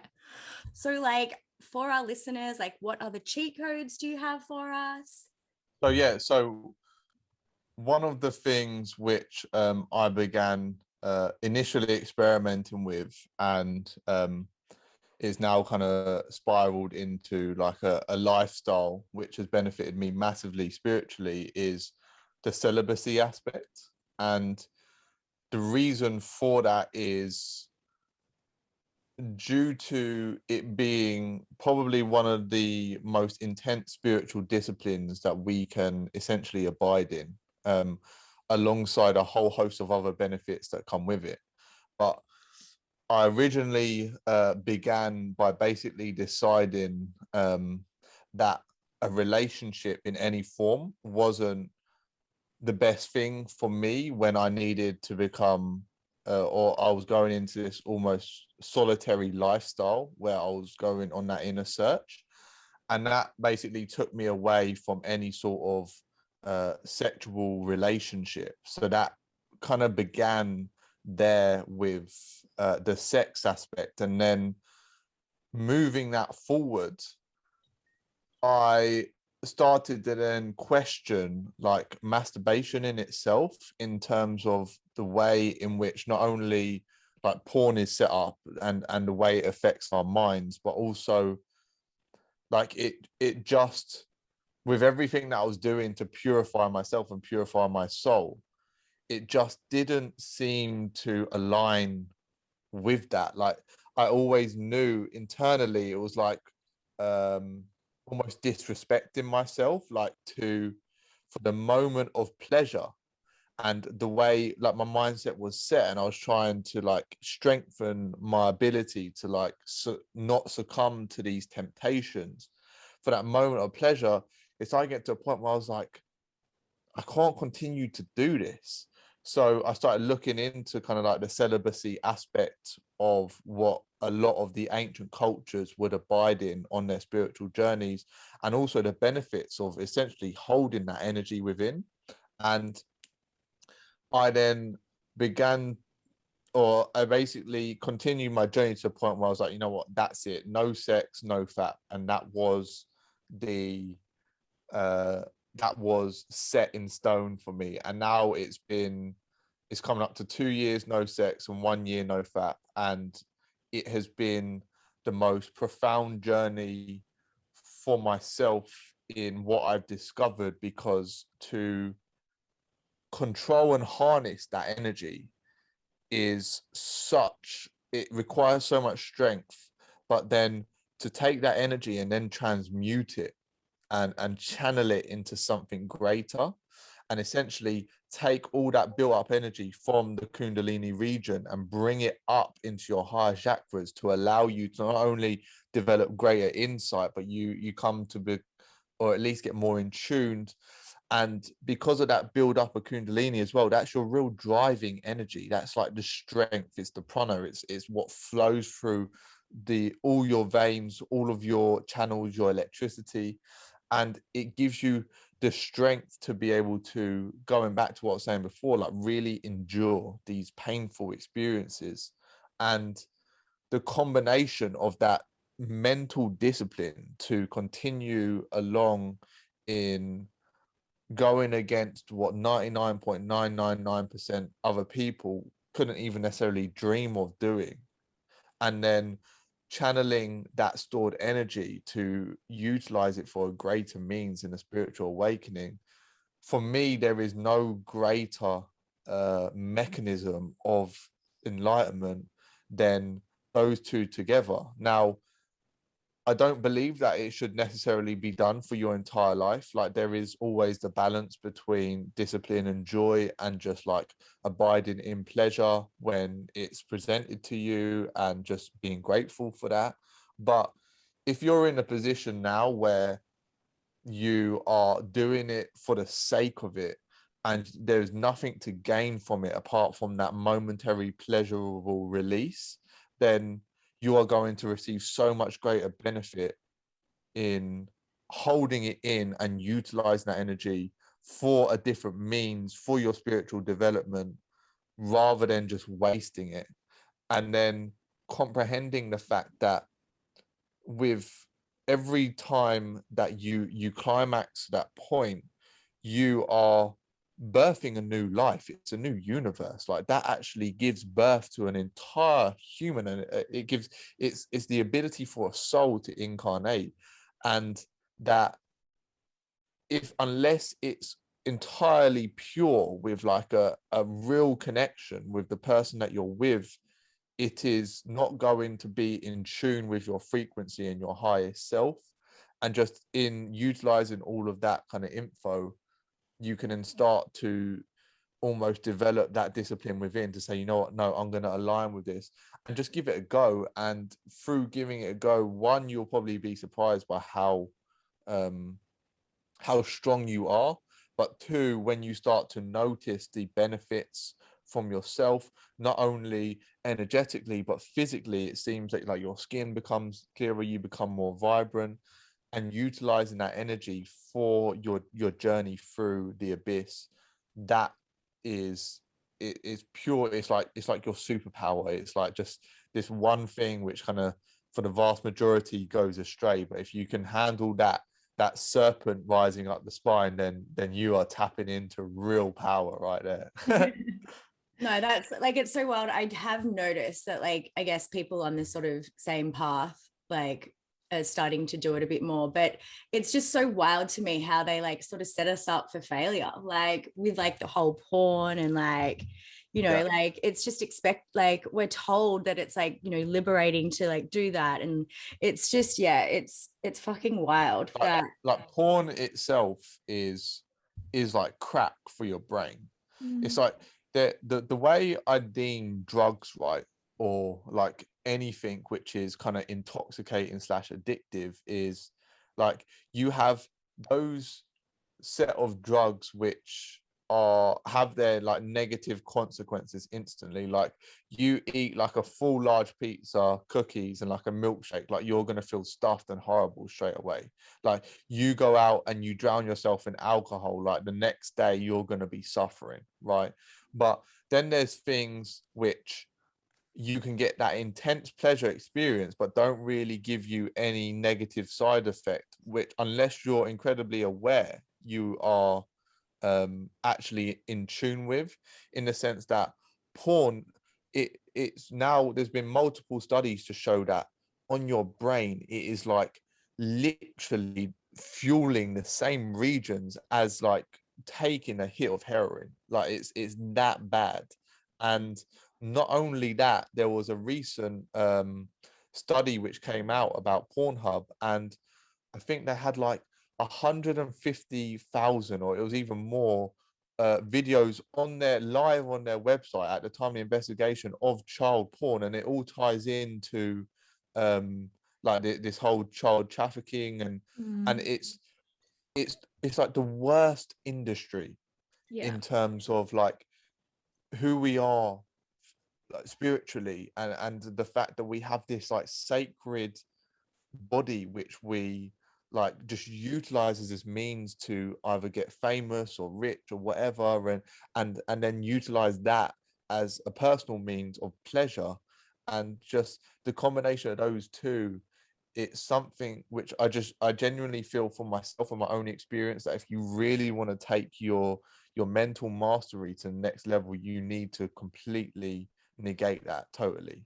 That's Yeah. like just my perspective on it.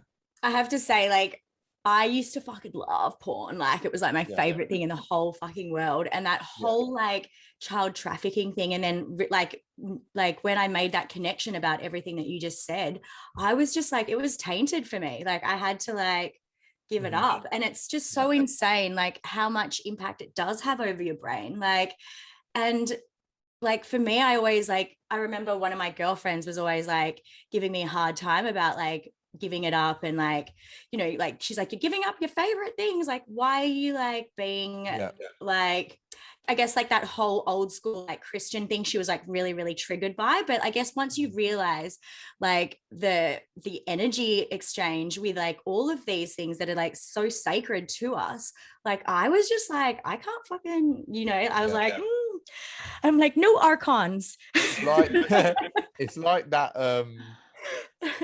I had another one of those moments. Like I used to, one of like my favorite things would be to like watch a movie and like get those Pakistan-fastic Haribos, you know, like like I then realized like the main ingredient, what them Haribos are made of. And once I come to realize that, like that was one of those things where it instantly becomes so tainted, which I've never ever again eaten one. And it's I mean, for those who don't know, they basically take all the leftovers of the animals, whether it's like the hair, the nails, the teeth, the bone, whatever, of these animals which you know haven't been treated to the highest standards, and all of that goes into a machine which like processes and manufactures this goo-like texture, which is the foundation of those sweets. And I was just like, damn, man, I feel like I've had so many of those moments over the last year. I'm like, fuck, really? That true? Like, I'm like, let me live. Like, literally. So there's always those moments, but it's those moments where you come face to face with your real inner divine will. And what I mean by that is, once you come face to face with a truth such as that, you then have to make the choice as to whether you continue to abide doing that destructive thing, or you no longer do it, no matter how much you enjoyed. And you may fail, you may continue to fall back into that negative habit, and you may do it over and over, but just having the intention within to like overcome that is all that matters. And eventually over time you'll continue to grow that strength enough to the point where you will overcome it. And just being easy on yourself on the journey, and knowing that over time it will actually come to a point where you will realize that you actually just don't want to be doing it anyway. And in that is a blessing, because you then begin to see that all of these kind of destructive habits that we had actually aren't ingrained in us at our core. And once we berid those habits, it's actually really easy to kind of live in a purer way. And that is just beautiful for our soul and for our own journey.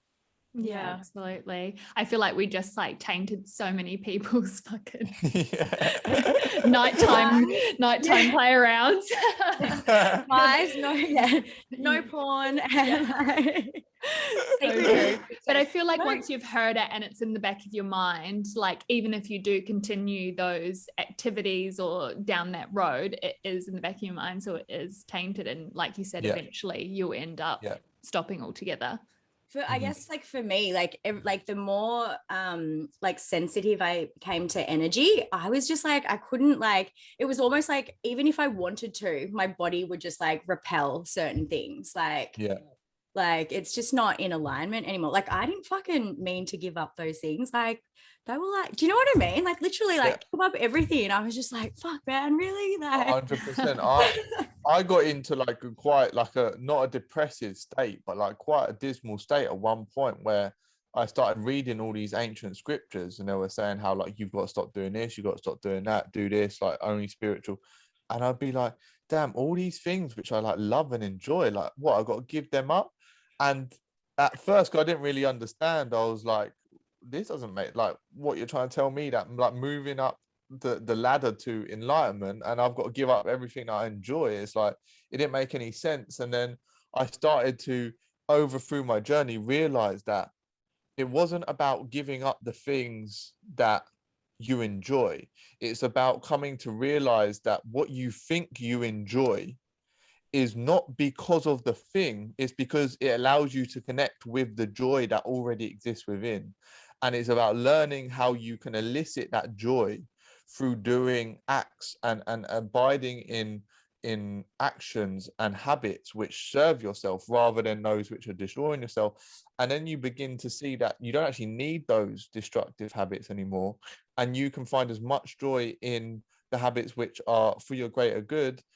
And that in itself is just like, once you align with that part of yourself, everything is aligning you to a greater version of yourself, and you just begin to fall in love with the journey of it being tough, because it's all about the discipline and the self-alignment, and it is something which you come to realize rather than having to just give up because you've heard something and you continue on. So Yeah. It's that whole like self-mastery thing, isn't it? It's Yeah. just like, you kind of get addicted to the self-mastery.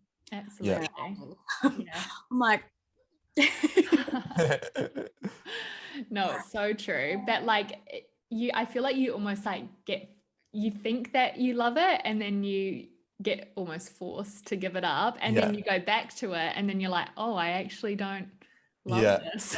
Yeah, you know, it was all like an illusion. it's like you're not on that vibration anymore as well. Yeah, that's exactly right. Yeah, you're not on that frequency anymore. Your soul is like, no, this is yeah. It's exactly how it feels though, right? You're like, I'm not having fun. But honestly, like trying to explain like all of these changes, like to, you know, my friends that are still very 3D, it's like, it's just like, it's an impossible task, really. I know, I'm actually like backward step. I just have patience. I'm like, oh yeah, cool. I get some that, friends totally. are like, what are you even fucking talking about? Like, they're very aware and they know what's happening, but then I'll just come out with like different stuff and they're like, I don't have a clue what you're talking about. And I'm like, oh my God. Although I do preach the sacred energy exchange to people. I'm like, you're going to pick up the trauma of everyone they've slept with as well. Like, that's a lot. Like, that shit's fucked. Like, I don't have enough sex. Like, my partner and I went to like a stir healer to like clear our kundalini and get rid of like our ex sexual partner's energy that we're holding on to, so we didn't exchange it anymore. And my poor partner wasn't like quite there yet, you know, and I was just like, well, if I'm pulling the card that if you love me, you'll do it, you know, like I need you to do this if you want to continue the relationship with me. And he was like, fucking hell, like, okay, I'll do it. And now I'm like, yay. Yeah, you're all clean, I'm clean. It's just like us two. But it's such like a nice feeling, and like that it's just our two energies that are being exchanged, you know what I mean? There's nothing it's nothing like infiltrating it. Exactly right. It's really nice. Like, I don't even want most people in my fucking aura, let alone like, you know, actually like, they're like, oh, why don't you want like people to hug you? Like, are you scared of COVID? And I'm like, lol. That's it. That's the one. I'm literally like, please don't touch me with your nasty energy. So I would never say that. But now they all know. Because you've said it on here. They're like, oh.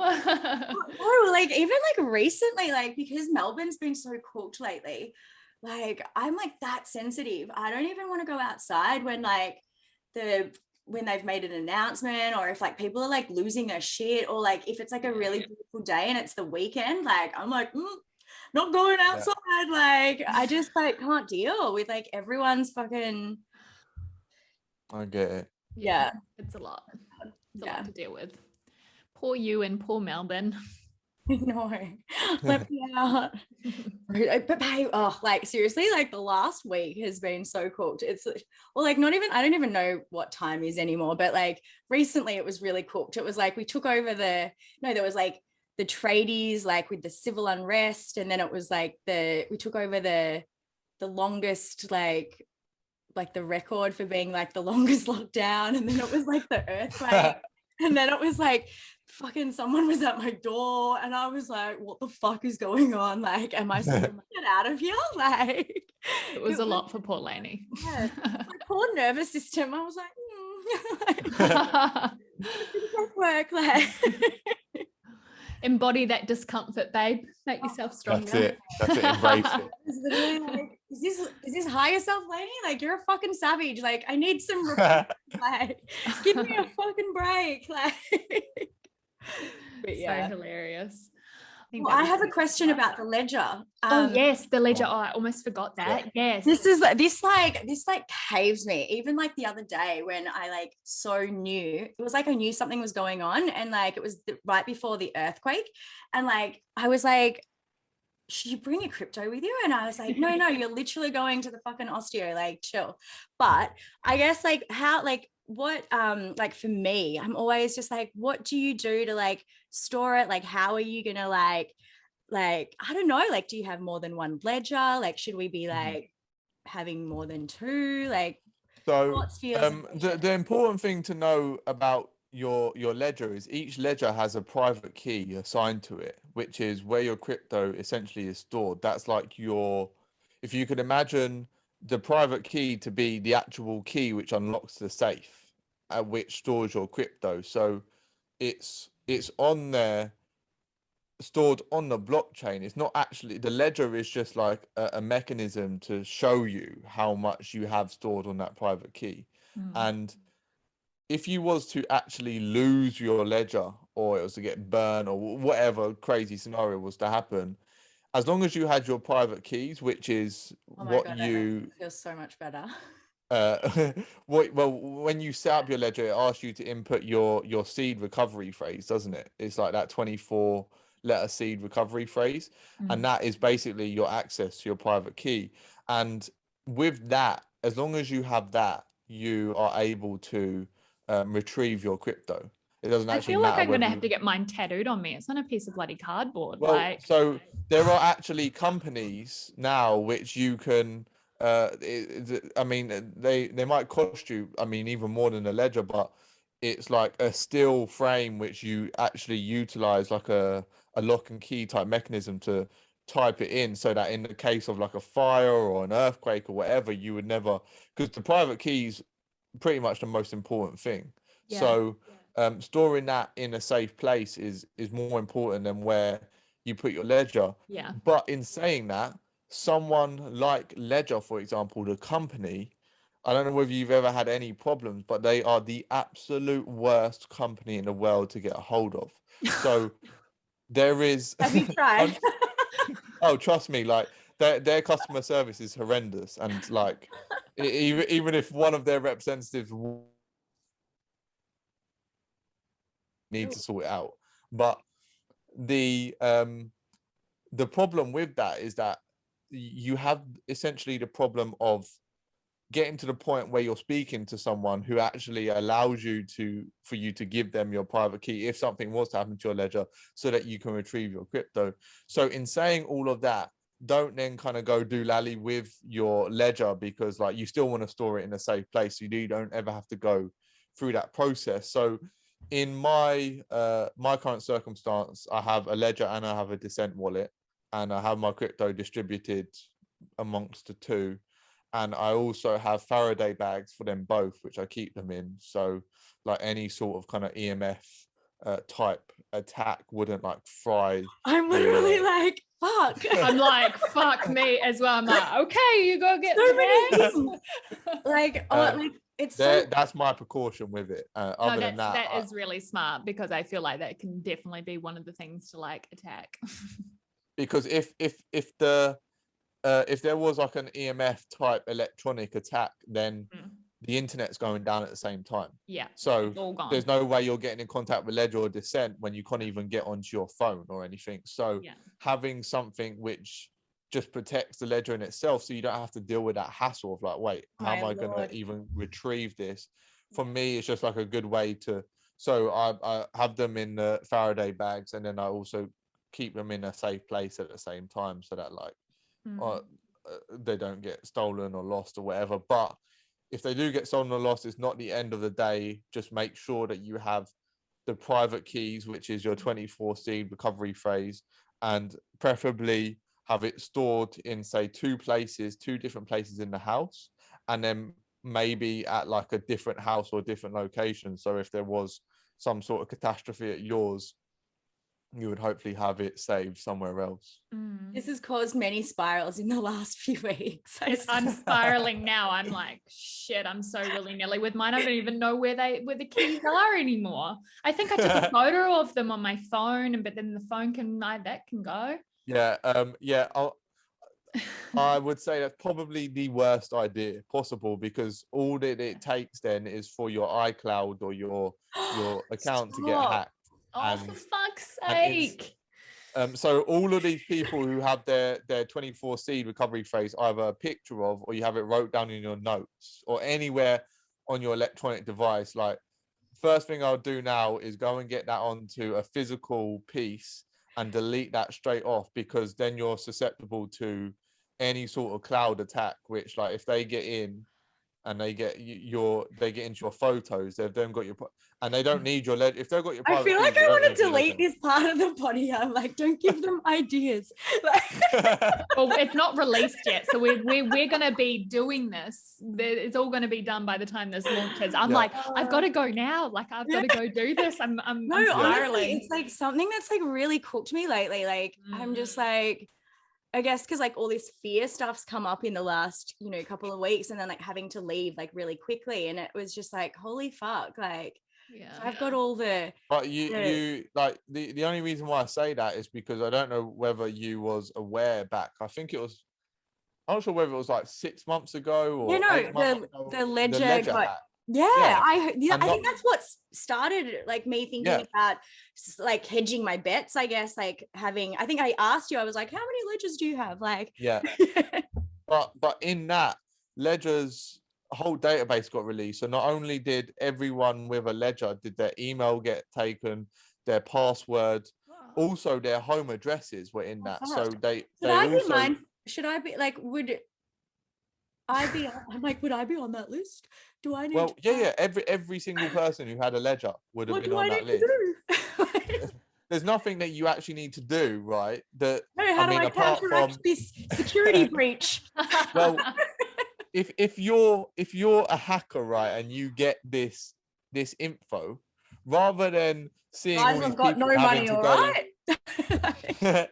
Rather than getting this info and having to go and round to every person's house and literally hold them at gunpoint and get their ledgers, what's so much easier? You literally find out their email, the likelihood of their password being the same password for all their other passwords, I'd imagine for the majority of people would either be very close or pretty likely. They then go and sign into their iCloud accounts, and you can guarantee for the vast majority they're taking a picture, and then hackers are smart. To be a hacker, you've got to be smart off the get-go, and they're not going to be thinking straightforward. They'll be thinking outside the bat. So just thinking in the way that a hacker would think and guarding yourself against that is the most important thing with your crypto to store it safely, rather than with that breach, like what should I do? Well, and he's like, I'm gonna have to move addresses. No, seriously, like that someone has been like, oh my god, well, right before the fucking earthquake, someone was like, I went to like reschedule something, and the smoke alarm people were like, oh no, that's not us, make sure you don't answer the door. And I was like, for fuck's sakes, like who's coming after me? That's why I was like, do I need to bring my crypto with me? Like for some reason I was just like paranoid. A few things. You do exactly what I just said with your keys, get them off of your phone. Secondly, become incredibly aware with every email that comes through. They're getting better and better at phishing and creating these emails to look professional. Never, even if if an email comes through and it's something to do with my crypto or whatever, I will use the link, and I'll never click it straight from the email. I will copy and paste it into the search and see what comes up on a search before I actually click on the link. Oh, that's a good So one. you can get like ideas, like, because then you will, if it's like a scam link, it will come up with like a whole other load of like crappy web pages, and you instantly notice. So just I'm always becoming like, aware it's a of that. trap. And then as I do, as you can kind of see there, I have my samurai sword ready. So if they come knocking at my door, they're getting their heads chopped off. I was gonna I love ask that you you've got a about samurai sword. I was gonna ask you about the sword, and then I was like, oh, hang on, we're blacking out the screen. I was like, oh, guys, we know what he looks like. Amazing. Oh, it's so cool. Yeah, no, I'm going to get onto that, and I'm definitely going to be changing my password from 1234. That's a smart one. Yeah. Yeah, fuck. It's just like, for me, it's the whole, I feel like I'd lose the cardboard, but now that I know that you can have that company that can pop it onto that thing, I'm like, I'll send you a I'm link. like tattooed. Yeah. I'm like, I wouldn't put past someone to chop off my arm and take it though, you know? Yeah. Oh, fuck. Oh, I love all the topics we've covered. It's been wonderful. It's been beautiful. I know, it has been great. Thank you so much. I'm so glad We will have to do this again as well at some point. For sure, definitely. Yeah, that would be amazing to do it again. Chat. Yeah, of course. We love a good chat. Yeah, we can go for hours as well. Yeah. But, I know. I was like, I swear to God, like, time is so wild. I'm just like, how is it like 2.5 hours I later know. already? I know. yeah. I know. But everyone that's listening has obviously been taken on a real journey, and I'm sure they've got lots and lots of questions that they want answered. So if anyone does have any questions, just pop it on the on our Instagram page or on Reb0rn's Instagram page, and we'll try and answer some, do a little Q&A or something. Yeah, that would be heaven. But also I was going to say, like, I know so many of my friends and like followers are like all about like, they're just so clueless about the crypto thing. So like, I know that you offer a course. Do you want to do like a little yeah. So I'd love to know about your course. Yeah. So I have 2 separate online courses, which, like, one is primarily based on just onboarding someone who has absolutely no prior knowledge of anything to do with crypto, of where to go to buy their coins, of how to store them, of the exchanges, or anything that's currently taking place within the crypto sphere. So that's one of my courses, which is available on my website. And then the other course is a little bit more in depth into the actual financial markets themselves, and just gives you a broader understanding of the functioning of the markets, the history of them, where they're heading, and how you can best position yourself in this coming time to benefit off of the current economy and the current economic standpoint with regards to the events. And then I myself also offer like one-to-one coaching as well, with regards to like anything, whether it be spiritually or emotionally or financially.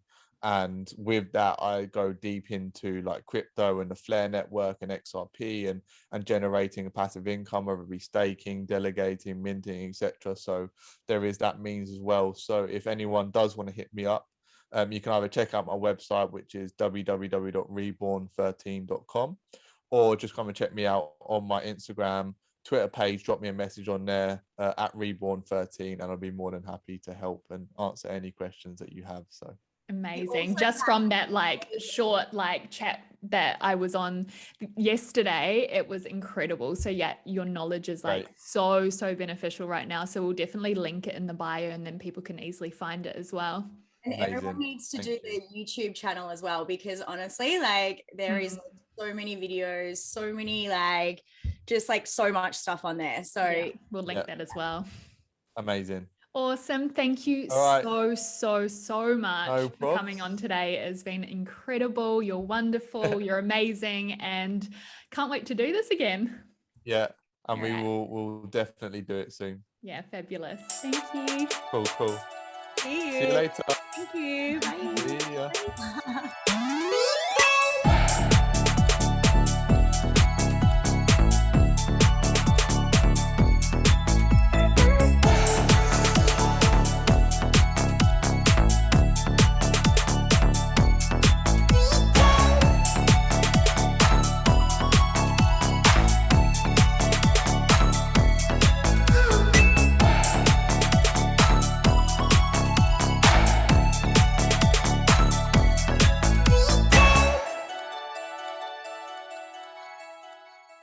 You've been watching an MGT production.